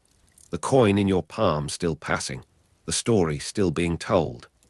The night deepens, and the garden empties, the occupants moving to inner rooms, the lamp extinguished or carried with them, the darkness complete in a way that the modern city rarely permits. You remain, the scent of boxwood and laurel grown stronger as the temperature drops, the plants releasing their resin into the cooling air, the same transformation that you observed in an earlier evening, the same moment offered again. The stars emerge, and you can see the dim shape of the Capitoline against the lesser dark of the sky, the temple of Jupiter where sacrifice continues, the rituals that continue regardless of who writes them down, observed by priests who believe what their predecessors believed, or who perform the belief that their office requires, the distinction between genuine and performed having become, in the long practice of religion, impossible to draw. A night bird calls from the laurel hedge, 3 clear notes that seem to answer something in the silence, the same call that you heard in Maecenas' garden, the same response that the poem's final cadence once seemed to provoke. The sound hangs in the air, and you wait for what follows, the next verse, the next chapter, the next stage of a history that continues because it has not yet ended. The Pax Romana still in its early years, the full 200 to 250 years that changed what it meant to be Roman, to be human, still ahead, still possible, still the gift that Augustus gave to the exhausted world. The coin in your palm would pass to your children, and to your children's children, and to the generations beyond counting who would walk in slow procession toward an altar that held forever the image of their approach. And you stand in the darkness of a garden that might be any garden, in a Rome that is still becoming Rome, in a peace that must be described before it can be fully believed. The description continuing, the belief still forming, the night holding what the morning will reveal. Grain, roads, and legions. Holding the world together, the scent of boxwood has faded from the garden paths where you now stand, replaced by something sharper and more urgent, the smell of dust rising from 1,000 threshing floors across the Nile Delta, where the wheat of Egypt gathers itself for its long journey to Rome. You are standing at the harbor at Alexandria in late summer, and the grain fleet is preparing to sail, the heavy-laden ships riding low in the warm water, their holds stuffed with the harvest that will feed the 1,000,000 mouths of the capital. Egypt became a Roman province in 30 BCE and remained so for centuries, and in that span the flow of grain never truly ceased, though it faltered at times, and men starved, and emperors fell. The year is perhaps 15 BCE, perhaps 10. The exact date matters less than the rhythm of this perpetual motion. The reaper's songs still hanging in the heat haze above the fields, the threshing floors dust coating every surface with a fine pale film that catches in your throat and settles on your forearms. Around you, the dockworkers are loading the last sacks, their movements slow with the weight and the heat, and the harbor smells of rope and tar and the particular mustiness of grain that has been stored too long in the holds of ships. You watch a vessel round the mole, its sails barely filling in the late summer winds that blow steady from the north, the kind of wind that will carry these ships past Cyprus and across the open sea to Rome, a journey of weeks that must be timed with precision, for the grain must arrive before the winter storms make the passage impossible. The heavy-laden ships rounding Cyprus for Rome have become an annual miracle, a transformation of Egyptian earth into Roman survival, and you understand now why Egypt was considered the granary of the empire, a wealth so vast that to control it was to control the breath of the city itself. The prefect of Egypt, a Roman of equestrian rank, never a senator, stands somewhere in the customs house, reviewing the manifests, and Augustus's fear of who might hold that province has shaped this appointment, has kept the Senate at arm's length from this fountain of gold and grain. The water of the harbour moves gently against the stone, olive green and opaque, and the sky above the Pharaoh's lighthouse has begun to show the particular white haze of afternoon in this latitude, the sun burning through a veil of moisture that seems to rise from the sea itself. You feel the heat of the stone beneath your feet, the way it stores the sun and releases it slowly, and the sound of the city behind you is a constant murmur, Greek and Egyptian and the Latin of the officials, the languages of empire mixing in the air like the dust from different fields. The grain fleet leaving Alexandria in late summer is only one thread in a web that spans the Mediterranean, but it is the thread that holds the center, that keeps the population of Rome from becoming a mob, from becoming a memory. The taste of salt is on your lips as you turn from the harbor, and the light is changing now, the sun descending toward the western desert in a display of color that seems almost excessive, rose and amber and a greenish pallor near the horizon. The reapers' songs have ended in the fields, the threshing floors are silent, and the grain that was dust is now gold stored in the bellies of ships. You walk through streets that narrow as you move inland from the water, the houses pressing close, the smell of cooking oil and of fish, and of the dung fires that heat the evening baths. Alexandria, Egypt, Alexandria, the city that holds the province that holds the empire in its granary hand, and you are merely passing through, a witness to the machinery that Augustus built from the wreckage of civil war, the machinery that hums still in the late summer dark. You are standing in a warehouse at Ostia, and the smell of stored grain fills your lungs with the dust and the itch of chaff, the particular sensation that makes you want to cough and suppress the cough at once, to maintain the decorum of your presence here. The Cura Annani at Ostia, measuring the harvest, calculating the mouths of Rome, is a scene of quiet arithmetic, of men with wax tablets and styluses moving among the sacks, sampling, recording, projecting the yield against the need. The Cura Annani was the Roman office overseeing grain distributions to the city of Rome, and its holders wield a power that is almost invisible, the power of the abacus and the careful eye, the power of preventing catastrophe rather than responding to it.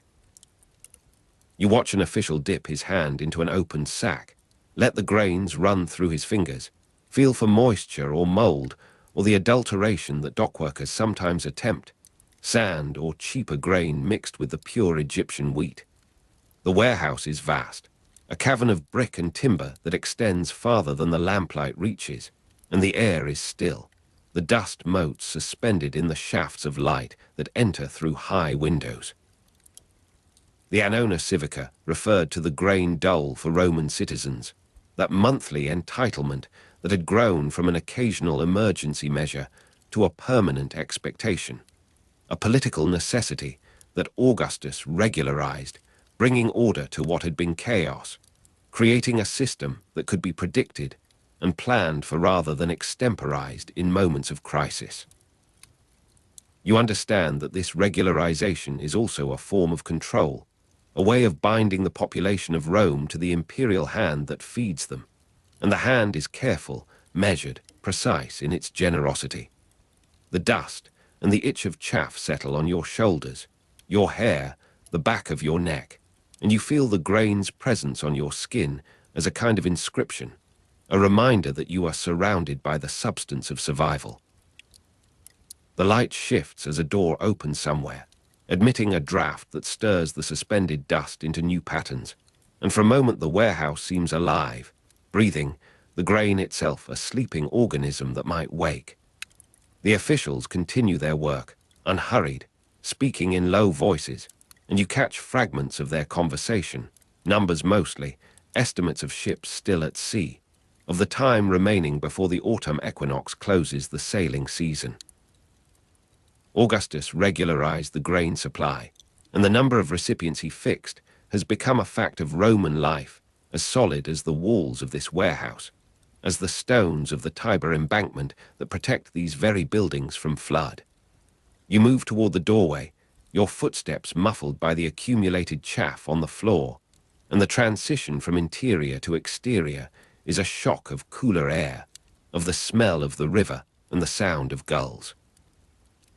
Ostia, the port of Rome, Ostia, the place where the grain enters the bloodstream of the empire, and you stand for a moment on the quay, watching barges being loaded for the final journey upriver to the city. The Tiber moves brown and deliberate, carrying the commerce of the world toward the center, and the warehouses behind you are only one node in a network that extends from this spot to the fields of Egypt, to the harbors of Sicily and North Africa, to every province that produces surplus grain and sends it here. The Cura Annani, the Annona Civica, the words repeat in your mind like a charm against hunger, against the chaos that would follow if this flow ever truly stopped. You are standing in the Roman Forum in the year 33 BCE, though of course you are also standing in memory, in the layer of time that this narrative requires, and the heat of that earlier summer presses upon you as you watch Agrippa move through the crowd. Agrippa as aedile in 33 BCE, the baths, the sewers, the fountains, the personal fortune spent on public water, this is the year of his great demonstration. The year when he showed Rome what a single man with vision and resources could accomplish for the public good. You follow at a distance, close enough to observe, far enough to remain unremarked, and the forum is crowded with the afternoon business of the city, the courts in session, the money changers at their tables, the perpetual circulation of a population that has outgrown its infrastructure. The splash of new water from a fountain catches your attention, a sound that is still novel in this city, where water has flowed through inadequate channels for generations, where the aqueducts built by earlier generations have crumbled or been diverted to private use. Agrippa improved Rome's water supply, and the Aqua Julia, Aqua Virgo, and others were built or restored under Augustus and Agrippa, a program of construction that continues even now, even as you watch, even as the memory layers itself upon the present moment of narration. You approach one of the new fountains, its basin clean and full, the water catching the afternoon light in sheets of moving brilliance, and you cup your hands to drink, feeling the coldness of it, the taste of metal from lead pipes after a long run, that faint sweetness that Romans have learned not to question, that engineers know to be the signature of their conveyance system. The water fills your palms and spills over, and you drink again, watching the play of light in the basin, the way the overflow runs in channels that Agrippa's men have cut, channels that lead to drains that lead to the Tiber, channels that keep the streets from becoming rivers of filth as they once were. The baths, the sewers, the fountains, the personal fortune spent on public water, Agrippa's expenditure was a form of politics, a demonstration of loyalty and capability that bound him to Augustus and bound both men to the population they served. You dry your hands on your tunic and move on, through streets that seem cleaner than they should be, past construction sites where the Aqua Virgo is being extended, its arches marching across the landscape like a statement of permanent intention. The afternoon light is golden now, the hour when Rome becomes beautiful despite itself, and you find yourself at the entrance to one of the new baths, the Thermae that Agrippa has built near the Pantheon, that building which is also his, that precinct of marble and of water. You enter, paying your token, and the transition from street to interior is a descent into another element, the air warm and humid, the sound of splashing and of voices echoing from vaulted ceilings. The splash of new water repeats somewhere in the interior, a private basin for those who have progressed through the sequence of pools, and you follow the ritual, the cold plunge, the warm, the hot, the scraping with strigil, the return to air that feels suddenly cold on your heated skin. Agrippa improved Rome's water supply, and you are the beneficiary of that improvement, your body cleaner than it would have been, your thirst quenched with water that has travelled miles to reach you, that has descended from the hills in channels of stone and of lead. You are standing on the Rhine frontier in the grey of early winter, and the cold of a Rhine winter moves through your clothing, finding every gap, every insufficient fastening, the damp that penetrates rather than merely chills. The legion is assembling for morning parade, and you watch from the edge of the parade ground, a civilian, a traveller, a presence that requires no explanation in this zone of constant movement and constant surveillance. A legion on the Rhine frontier, the morning parade, the winter quarters of timber and turf, the letters dictated to scribes. These are the rhythms of an empire held in place by the presence of armed men, by the threat and the reality of force. The Roman legions were stationed primarily in the frontier provinces, and Augustus commanded the provinces containing the great majority of them, a constitutional arrangement that placed the military power where it could be controlled, where it could be directed outward rather than inward, against the barbarian rather than the citizen. The soldiers form their ranks with the efficiency of long practice, their iron-shod boots striking the frozen ground in a rhythm that carries, that marks the passage of time in this northern exile. Augustus reduced the number of legions from over 60 to 28 after Actium, a demobilization that was also a consolidation, a selection of the most loyal, the most capable, the least corrupted by previous allegiances. You watch the faces as they pass, young mostly, Italian in origin, though increasingly drawn from the provinces. The professionalization of the army continued under the Principate, creating a career path for men who would serve 20 years and emerge with citizenship, with land, with a place in the colonial settlements that dot the empire's periphery. The veterans were settled in colonies throughout the empire, and these settlements become in time new Romes, new sources of loyalty and of manpower, new nodes in the network of control. The parade ends, the cohorts dismissed to their duties, and you walk among the barracks of the winter quarters, the timber and turf structures that smell of wood smoke from barracks hearths, the smoke rising in thin columns that merge with the low grey sky.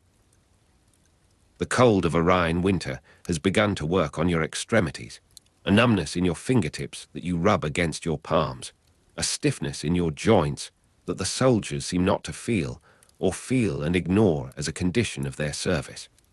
The distant howl of wolves carries from the forest beyond the cleared zone, a sound that punctuates the northern night, that reminds you of the wilderness that presses against this thin line of Roman order. The Rhine, the Danube, the eastern frontiers, the legions were distributed along the Rhine, Danube, and eastern frontiers, a deployment that reflected the geography of threat, the directions from which danger might come, the spaces that must be held to keep the inner empire secure. You find shelter in a building that serves as headquarters, the Principia, where the letters dictated to scribes are being composed, reports to Rome, requisitions, the endless documentation of an army in place. The warmth of the interior is intense after the cold outside, the braziers burning bright, the scribes working in shifts, their styluses scratching on wax with a sound that seems to you like the army itself, purposeful, repetitive, unceasing. A centurion dictates a letter to his family, his words formal even in intimacy, the conventions of Roman correspondence applied to emotions that struggle to find expression within them. The professionalization of the army continued under the Principate, and you see it here in the literacy, in the bureaucracy, in the very existence of this correspondence that links the frontier to the center, that makes each soldier part of a system larger than himself. You are standing on a paved road north of the Alps, and the rhythm of a legion marching on a paved road surrounds you, the iron-shod boots on stone creating a percussion that seems to vibrate in your chest, in the bones of your legs. The column stretches before and behind, disappearing into the mist that rises from the valley below, and the creak of pack mules provides a counterpoint, the animal complaint against the weight of tents and tools and the grain that must accompany every movement of armed men. The Roman road network facilitated military movement and communication, and you understand now what that facilitation means in bodily terms, the ability to move heavy forces across distance without the dissolution that attends movement through mud, through uncertain terrain, through the mere tracks that sufficed before Roman engineering intervened. The Via Muniti were paved roads built to standard specifications, a uniformity that allowed the same pace, the same formations, the same predictability of arrival that makes military planning possible. The road beneath your feet is a marvel of layered construction,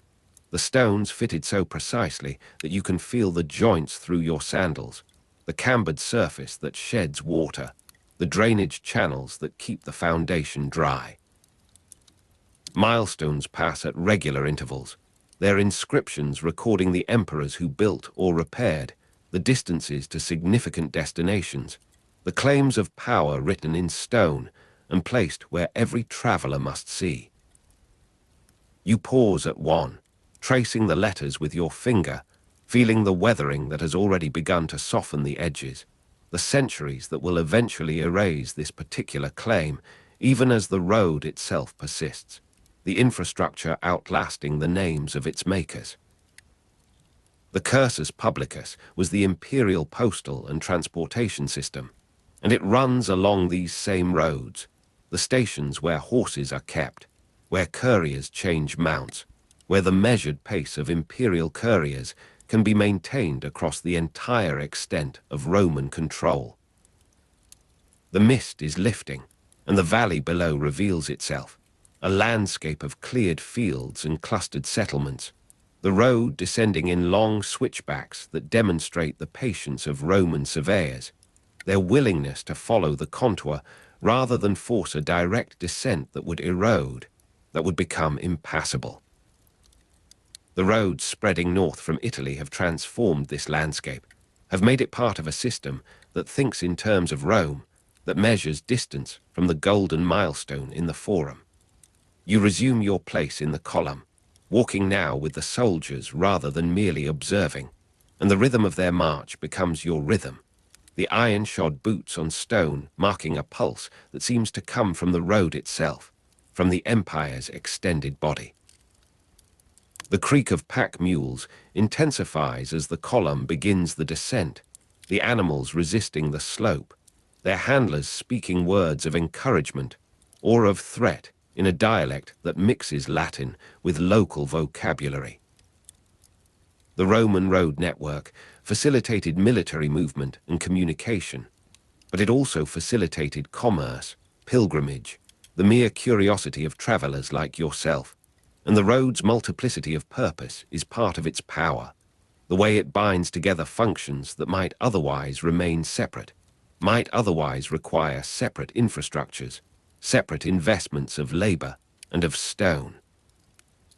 You smell the change in vegetation as you descend, the damper air carrying sense of decay and of growth that were absent on the heights, and the sound of water becomes audible, a stream that the road crosses by a bridge you cannot yet see. You are standing in an Italian town in the year 28 BCE, and the census takers in an Italian town are at work, the farmer's name, his sons, his property, all recorded for the first time in a generation.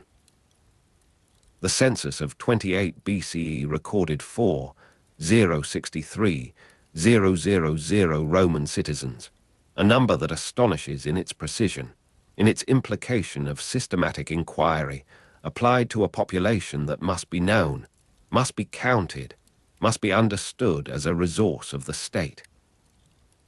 You watch the procedure from the doorway of a house that faces the Forum, the census takers with their forms, their questions, the farmer who stands before them with the patience of one who has done this before, who knows that resistance is futile, that the Count will proceed with or without his cooperation. The imperial bureaucracy remained relatively small, relying on senatorial and equestrian officials, and these men are perhaps local gentry, perhaps sent from Rome, their authority evident in their dress, in their manner, in the tablets they hold like shields of documentation. The farmer speaks his name, his father's name, his tribe, and the stylus moves across the wax, recording, and you notice the sons standing behind him. 3 of them, their ages estimated, their status as his dependents noted. The property comes next, the land measured in eugera, the slaves counted, the livestock enumerated with a particular attention to plough oxen that suggests the state's interest in productive capacity, in the agricultural base that supports both the population and the tax revenue. The farmer's name, his sons, his property, all recorded for the first time in a generation. And you understand that this generation has been the generation of civil war, of disrupted records and of estimates, of populations moved and of boundaries changed, and that Augustus is establishing a baseline, a point from which future change can be measured, future policy determined. The light of the Italian afternoon falls across the forum, warm and golden, and the scene before you takes on the quality of a painting, the figures arranged in their poses of inquiry and response, the colors of their clothing rich against the pale stone of the buildings. You feel the heat of the sun on your shoulders, the particular quality of Italian light that seems to clarify rather than merely illuminate, that makes edges sharp and colors intense. The census takers move on to the next house, the next family, and the farmer remains for a moment, watching them go, his expression unreadable, the knowledge of his place in the record settling upon him like a garment of ambiguous weight. The town around you resumes its interrupted rhythms, the commerce of the forum, the conversations that the census has paused and now releases. You walk among the stalls, the smell of bread and of olives, and of the wine that is sold in amphorae marked with the names of estates, the sensory abundance of a peace that is still new enough to feel surprising.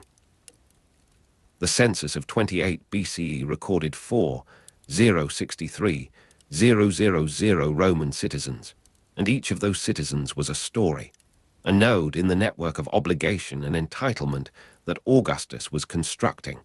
the count that determined eligibility for the grain dole, for military service, for the political rights that defined membership in this community. You are standing at a fountain in Rome, and the splash of new water from a fountain marks the hour, the aqua virgo flowing through its channels of lead and stone to emerge here, in this public place, for the use of all. The taste of metal from lead pipes after a long run is familiar now, has become the taste of Roman water, the signature of the system that Agrippa built and that others maintain,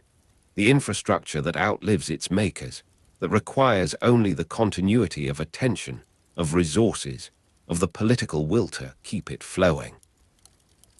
Agrippa improved Rome's water supply with new aqueducts, and the Aqua Julia, Aqua Virgo, and others were built or restored under Augustus and Agrippa. A legacy that surrounds you in the sound of falling water, in the coolness of the air near the fountain, in the very possibility of standing here, in this city of 1 million, without dying of thirst or of the diseases that attend bad water. The afternoon is advanced, the light slanting across the buildings in a way that emphasizes their height, their mass, the accumulated weight of a city that has grown beyond any planner's intention. You watch a woman fill her jug, a child splash its hand in the basin, a slave water mules that stand with the patience of their kind, their harness creaking as they shift their weight. You find yourself walking, as evening approaches, toward the river, the Tiber that receives the overflow of the fountains, the waste of the sewers, the very water that has passed through the city and emerged transformed. The smell of stored grain comes to you as memory, the dust and the itch of chaff that you felt in that other place, that other moment of this extended present. Somewhere beyond the walls of Rome, beyond the roads that hold the empire together, the Rhine flows north through country that remains only half known, half tamed, a waterway that Drusus would follow to its limit and beyond. The frontier air carries the bite of early winter when you stand at the harbor at dawn, watching the fleet that Drusus has assembled for his campaign into the German interior. Nero Claudius Drusus, born on the 14th of January in 38 BCE, steps onto the deck of his flagship with the confidence of a man who has never known defeat. Around you, the sailors are coiling ropes and adjusting sails, their breath visible in the grey morning, their voices low and measured against the lap of water against the hull. The canals that Drusus has ordered cut through the marshy delta allow his ships to penetrate where no Roman fleet has moved before, carrying supplies and soldiers into the dark heart of the forests. The cold mud of German forest tracks clings to your boots as you follow the column inland. The smell of pine, resin thick in the stillness between the trees, the silence before ambush pressing against your ears like water against a swimmer's temples.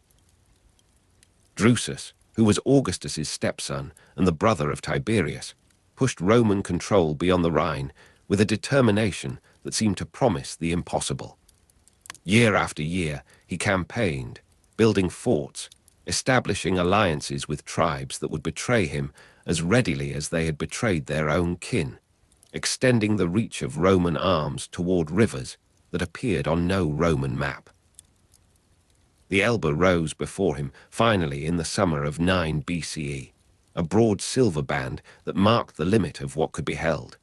You stand on its bank as Drusus stands, watching the water flow east toward an ocean that Greek geographers had only imagined, feeling the weight of distance accumulate behind him like sediment in a slow river. The soldiers behind him are muttering, their supplies low, their letters from home months unanswerable. Drusus turned back from the Elbe, the sources tell us, because a supernatural figure appeared to him in the dusk,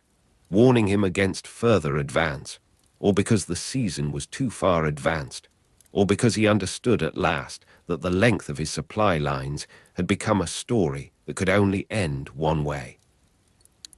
The figure on the bank, whether divine or merely prudent, fades into the twilight as the column reverses its direction, the dream of reaching the northern sea dissolving into the practical misery of the return march. The weight of a wet, wool cloak drags at your shoulders as the army struggles south through the autumn rains that have turned every track into a river of its own. The endless rain of the northern forests finds the gaps in every covering, soaks the leather of shields, rusts the iron of swords that will not see use again until spring. Somewhere in this retreat, in the chaos of a flooded stream or the panic of a skirmish that history does not bother to record, Drusus falls from his horse. The animal slips on mud made treacherous by the season, throws its rider against a hidden stone or a fallen branch, and the body that had carried him to the Elbe and back sustains an injury that festers in the damp air. The fever rises in him over the days that follow, burning through the strength that had seemed inexhaustible, turning the robust commander into a figure who cannot lift his own head from the campaign pallet. Tiberius, his brother, receives the news somewhere in the administrative centers of the western provinces and rides hard to reach him before the end. The horses are pushed beyond their limit, changed at every posting station where fresh mounts can be found, ridden through the same rain that slows the messengers and confuses the roads. Tiberius, who had campaigned in Illyricum and knew the particular loneliness of command in hostile country, understands what the summons means before he has covered half the distance. You feel the urgency of that ride in your own chest, the ache of saddle leather, the rhythm of hooves on packed earth that becomes indistinguishable from the beating of your own heart. The smoke of a pyre on the Rhine frontier rises against a sky the color of wet slate, and the keening of Germanic women watching from across the river carries to you on a wind that has lost all warmth. They mourn their own dead too, the women of the tribes whose warriors have fallen in the years of Drusus's campaigns, and their lament blends with the Roman grief in a language that neither side can translate. Tiberius reaches the camp in time, or in time enough, holding the hand of the brother who was born 14 years after him in that January of 38 BCE, watching the fever complete its work. Drusus dies on the 14th of September in 9 BCE, and the army that he had led to the edge of the known world must now carry him back to the center from which he had set out. The ashes are gathered, the bones collected from the pyre with the ritual care that Roman custom demands, placed in a container that will travel by barge down the river that had defined his campaigns. The rhythmic splash of oars on a barge carrying ashes down the Rhine to the sea marks the passage of days that blur together in the memory of those who make that slow journey. You stand on the bank and watch the vessel pass, the oars rising and falling with a mechanical patience that seems to mock the urgency of the living, the dead man borne toward his father in a progress that cannot be hurried. Augustus in Rome receives the ashes in the late autumn, the same season that had killed his stepson, now wrapping the city in its melancholy damp. The funeral procession winds through streets that have seen too many such ceremonies in the years of the Principate, the public grief carefully orchestrated, the private sorrow finding its expression in the spaces between the prescribed rituals. The cenotaph on the Rhine, raised by the soldiers who had loved him, stands empty of the body it commemorates, a stone presence in a landscape that will not hold Roman form for long. Augustus, who had made this young man his son by marriage, who had seen in him something of the energy that age had drained from his own frame, retreats into the palace on the Palatine and does not emerge for the traditional mourning period. The dry heat of a Judean summer reaches you in a different present, a different extension of the empire's attention. The dust of Jerusalem's streets rises in clouds from the hooves of horses that carry news of Herod the Great's death in 4 BCE, the unfamiliar prayers of the temple sounding in ears that have never learned their meaning.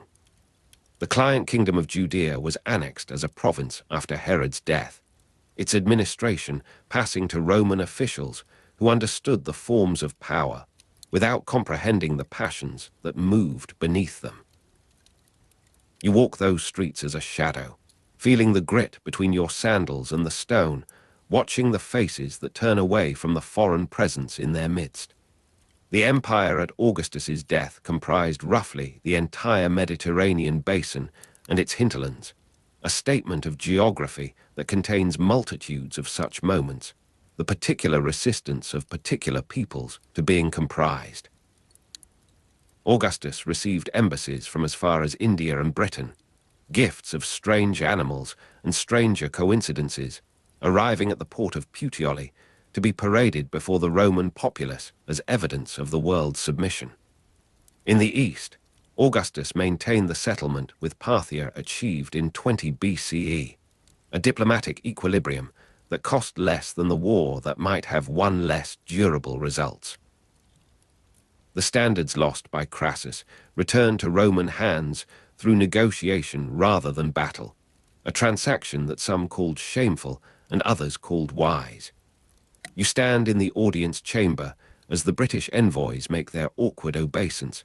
their cloaks of rough wool contrasting with the silk of the Eastern delegations, their language requiring 3 interpreters before meaning can emerge.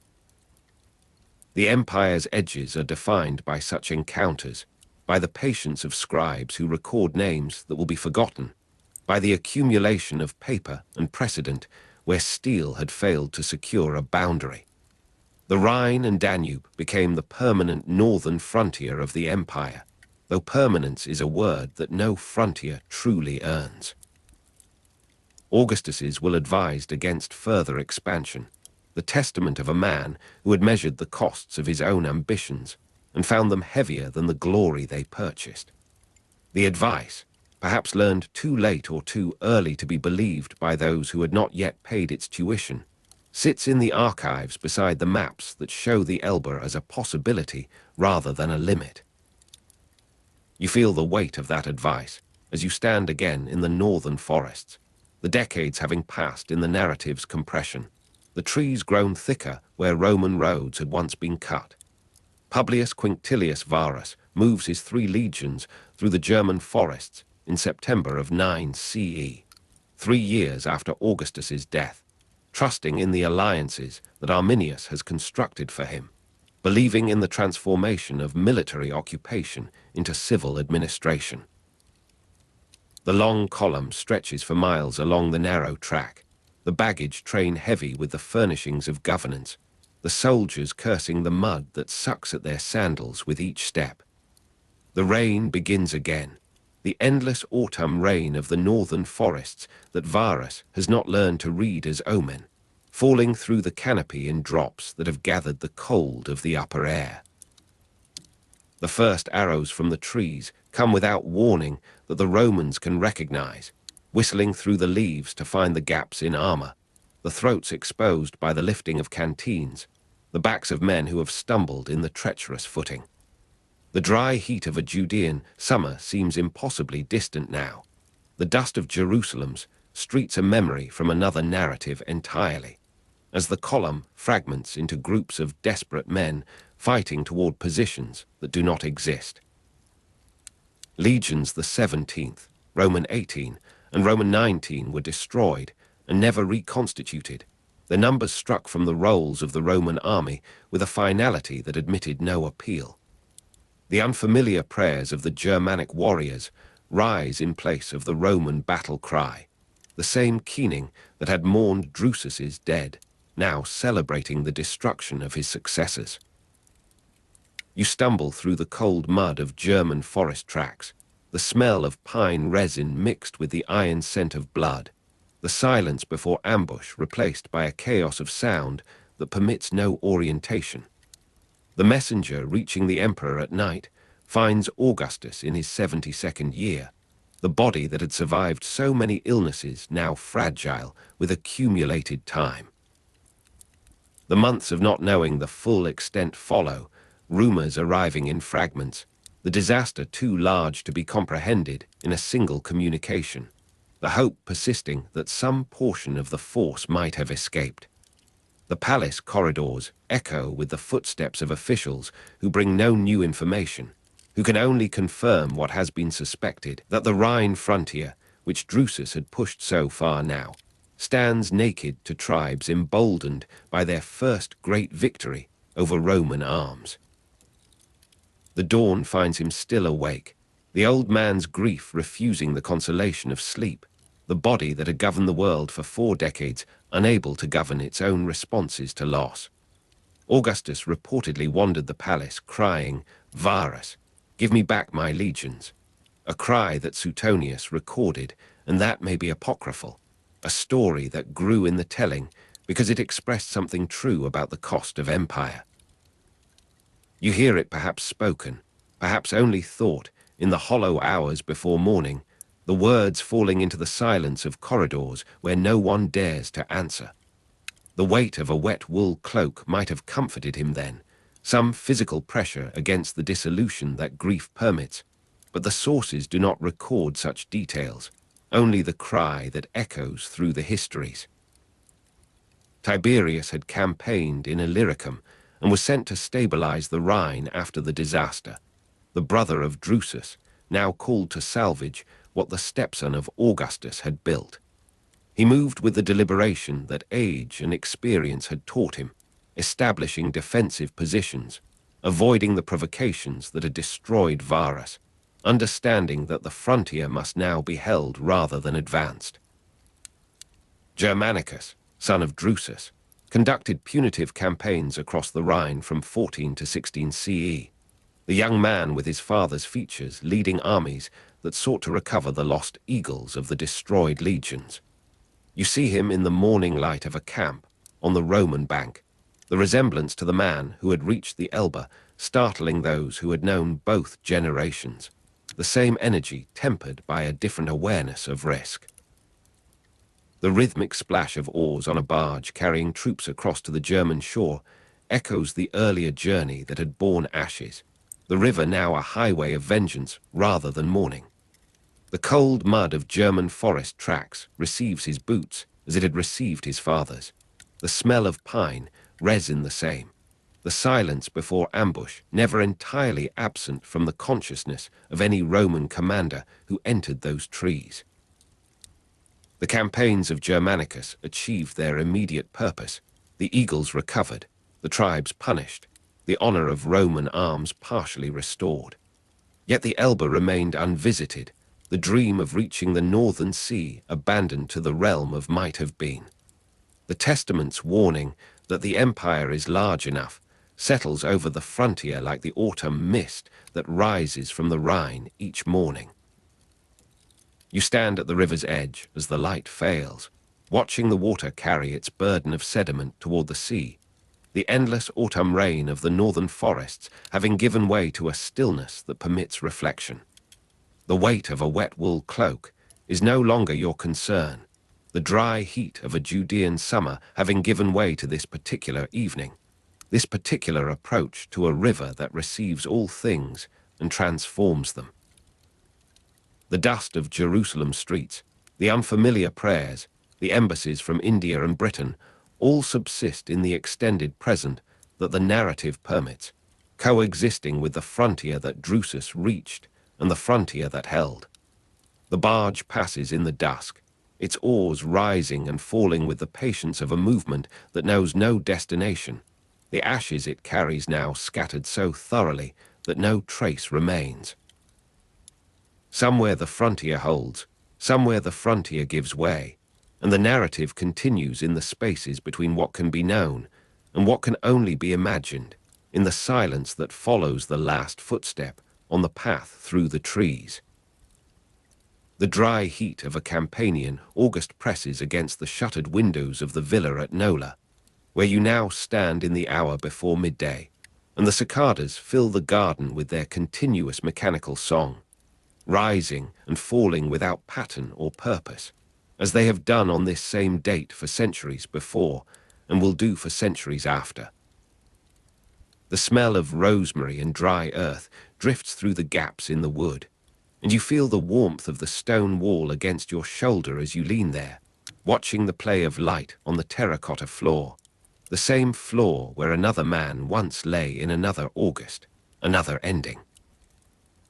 This is the room where Octavius died, the father whose name the son would take and transform, and now the son returns to complete the cycle, 75 years from his first breath, 41 years from the moment he accepted the name Augustus and remade the world in the image of his patience. The weight of old linen covers the figure on the couch, and you observe how the fabric rises and falls with the shallow movement of fevered breathing, the rhythm irregular, the pause between each inhalation growing longer, as if the body were practicing the silence that waits beyond. The taste of watered wine still lingers in the air, the cup set aside on a small table of citrus wood,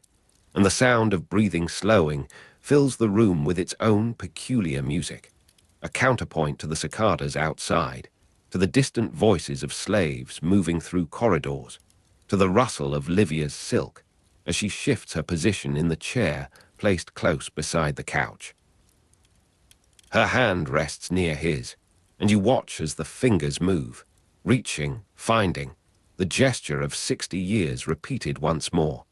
The hand reaching for Livia's as it has reached in illness before, in grief, in the private moments that no historian records, but that you witness now in this room where the light falls in rectangles across the marble.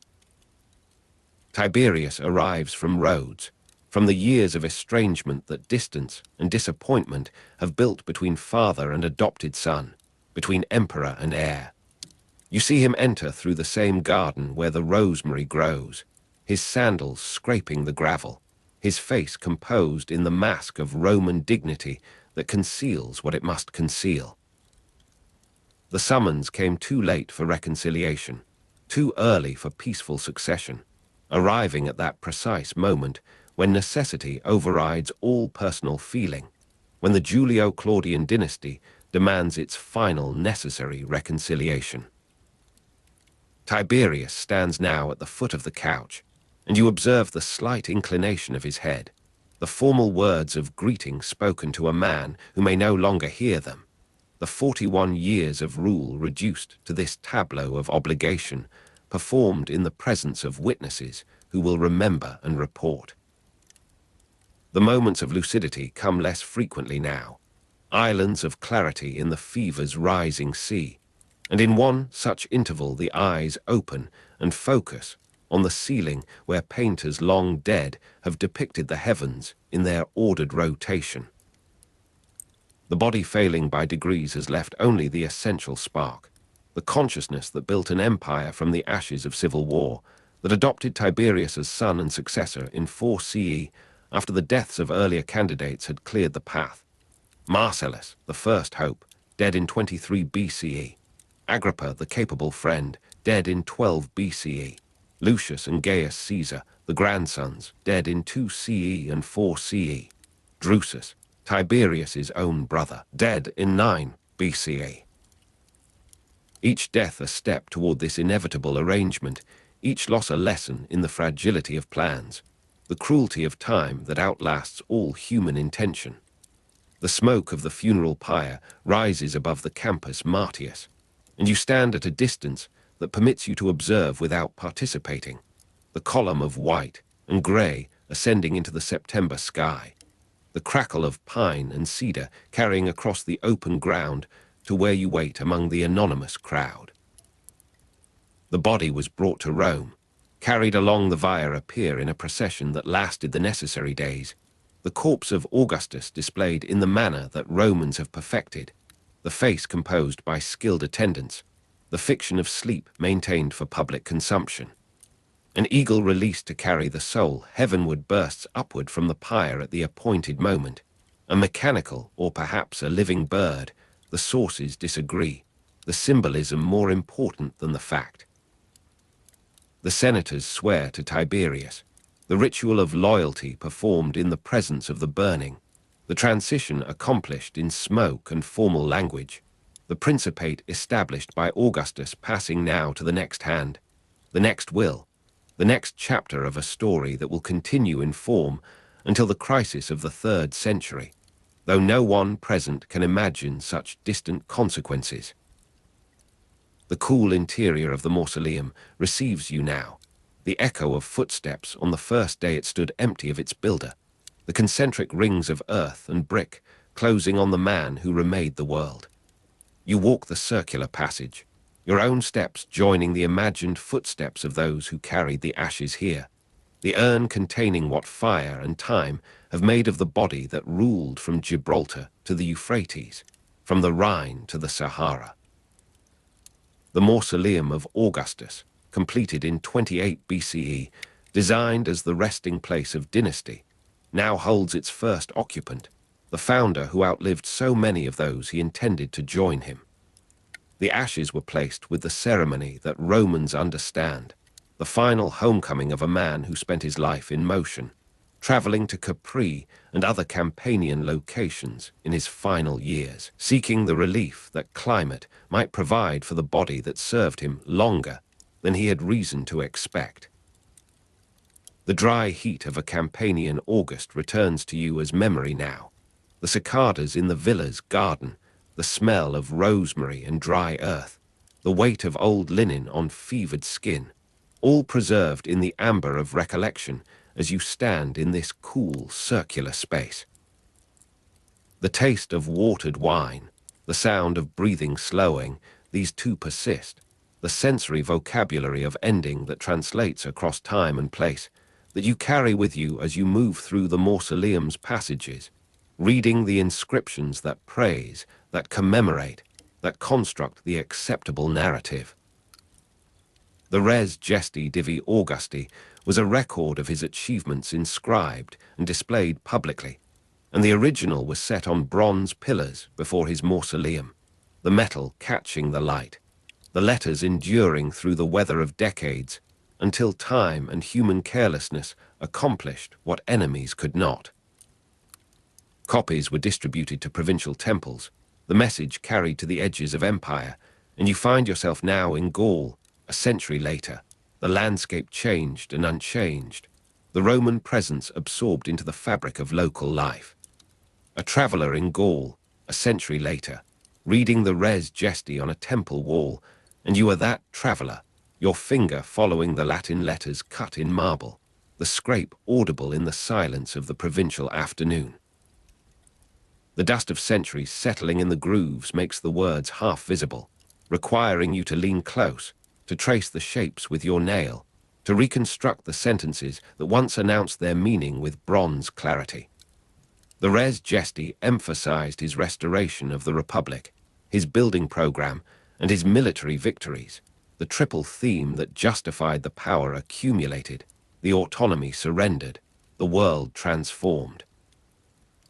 The document omitted the civil wars and the proscriptions, the youthful cruelties, the prescribed heads displayed, the cold calculations that preceded the warm generosity. You read the marble truth, the constructed account, the autobiography that Augustus composed for posterity with the same care he applied to all public utterance, and you recognize the artistry of selection, the wisdom of silence, the understanding that history remembers what is carved in stone and forgets what is spoken in corridors, what is implied in glances, what is buried with the bodies of the inconvenient. The smoke of the funeral pyre rising above the campus Martius comes to you as another memory, the crackle of pine and cedar,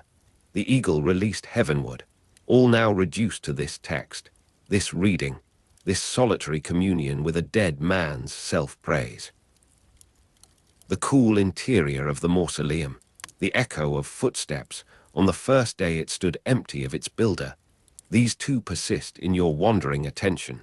the concentric rings of earth and brick closing on the man who remade the world, the first occupant of his own grand design. The Julio-Claudian dynasty would rule until the death of Nero in 68 CE, and you calculate the years, the generations, the distance from this provincial temple to that final conflagration, the family line extinguished in violence as it had begun, the principate established by Augustus lasting in form until the crisis of the 3rd century, though transformed beyond recognition long before. The scrape of a reader's finger following Latin letters cut in marble continues, your own finger now, the dust of centuries settling in the grooves as the afternoon light shifts across the temple wall. The last words of Augustus, perhaps spoken, perhaps invented, perhaps only the silence of a man who had said everything, come to you in the various versions that sources preserve. Have the first played the part well? Then applaud as I exit, the actor's farewell, the recognition of life as performance, as role, as the wearing of masks that eventually become indistinguishable from the face beneath. Or perhaps no words at all, perhaps only the hand reaching for Livia's, the pressure returned, the communication beyond language that 60 years of marriage permits. Livia was also present, and was accused by some sources of involvement in his death, the rumor that follows powerful women, the suspicion that attends proximity to dying men of power,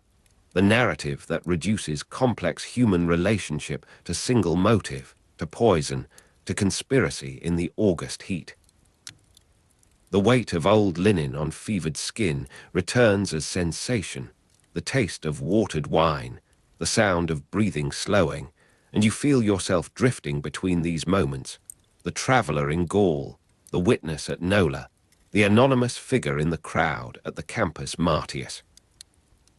Tiberius was with him at his death, having been summoned from Rhodes, the years of estrangement compressed into final hours, the succession secured through the deaths of earlier candidates. Marcellus, Agrippa, Lucius and Gaius Caesar, Drusus, the list like a litany, the cost of empire measured in young men, in potential unfulfilled, in the narrowing of possibility until only Tiberius remained, only this grave man, this capable soldier, this reluctant heir. The dry heat of a Campanian August presses still against the shutters of memory, the cicadas in the villa's garden, the smell of rosemary and dry earth, and you find yourself standing again in that room, the same room where his father Octavius had died, the cycle completing, the son following the father into the darkness that precedes all stories. Augustus died 19 August 14 CE at Nola, near Naples, and the date echoes in your mind, the specific day, the particular place, the precision that history demands and that life rarely provides. He was 75 years old and had ruled for 41 years, the arithmetic of a life, the measurement of power, the span from the frightened youth who inherited Caesar's name to the old man who released it into the keeping of others, who was declared a god by the Senate, receiving the title Divus Augustus, the apotheosis that Roman tradition permitted, the final promotion that made him truly what he had long been in practice, beyond human reach, beyond human criticism, beyond the decay that you witnessed in the room at Nola. The smoke of the funeral pyre, the crackle of pine and cedar, the eagle released heavenward. These images layer upon each other in your drifting attention, the mausoleum receiving its first occupant, the concentric rings closing, the traveller in Gaul reading the res gesti on a temple wall, the scrape of a reader's finger following Latin letters cut in marble. The cool interior of the mausoleum calls you back, the echo of footsteps, the first day it stood empty of its builder, the moment when the workers withdrew and the space awaited its purpose, its occupant, its transformation from architecture to tomb. You walk there now in imagination, as you have walked in actuality, the circular path leading inward, the rings of earth and brick narrowing, the sky visible through the opening above, the light falling in a cylinder that moves with the hours, that marks the passage of days, that measures what remains of time for those who come to remember, to stand in the presence of what endures,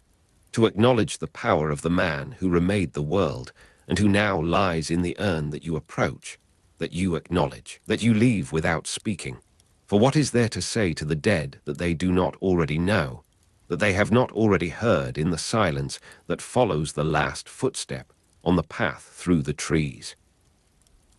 The res gesti divi Augusti, the record of achievements, the marble truth, the omissions that speak louder than the inclusions, the civil wars unmentioned, the prescriptions erased, the restoration of the Republic proclaimed as if it were fact rather than fiction, as if the Senate's autonomy had been genuinely returned rather than carefully theatricalized. You read this in Gaul, a century later, the traveller with the dusty finger, and you understand the document as Augustus understood it,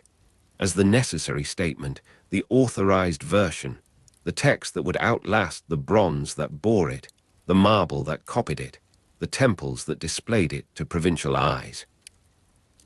Copies were distributed to provincial temples, and you stand before one such copy now, the letters half filled with dust, the afternoon declining toward evening,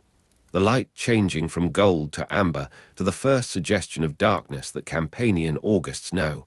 that Roman evenings bring, that you have felt in other places, other times, other moments of reading, of standing, of being present at the intersection of past and present, of story and sleep, of the voice that speaks and the silence that receives it. The principate established by Augustus lasted in form until the crisis of the 3rd century, and you hold this knowledge as you hold the other facts, the other dates, the other names that repetition has made familiar. Augustus, Tiberius, Livia, Nola, the mausoleum, the res gesti. The dry heat of a Campanian August, the cicadas in the villa's garden, the smell of rosemary and dry earth. These persist as the framework of memory, the sensory anchor that holds the narrative in place, that permits the drifting mind to return, to recognize, to continue. The weight of old linen on fevered skin, the taste of watered wine, the sound of breathing slowing, these two repeat, not as identical experience, but as returning wave, as the rhythm of attention that sleep narration requires, the circling back that allows the listener to depart and return, to miss and to catch, to receive what remains when conscious attention has withdrawn. You are standing at the harbour at dawn. You are standing in the villa at midday. You are standing in the mausoleum at evening. You are standing in the provincial temple as afternoon declines. And in each standing you are present to what the narrative offers, to what the voice provides, to the slow unfolding of a life that ended 19 centuries past, and that continues in the reading, in the telling, in the silence that receives both. The last words, perhaps spoken, perhaps apocryphal, perhaps only the silence of a man who had said everything, echo in the space between your attention and your sleep. Have the first played the part well? Then applaud as I exit. The actor's question, the performer's release, the recognition that power is role, that role is mask, that mask eventually becomes indistinguishable from face, from self, from the consciousness that watches itself perform and wonders, in final moments, whether the performance has convinced, whether the audience has believed, whether the applause will come. Or perhaps no words, perhaps only the hand reaching for Livia's, the pressure returned, the communication of 60 years, the accusation that some sources made against her, the involvement in his death that rumor suggested and that no evidence confirmed, the fate of women near power, near ending, near the transformation of mortal into divine, of body into ash, of story into text.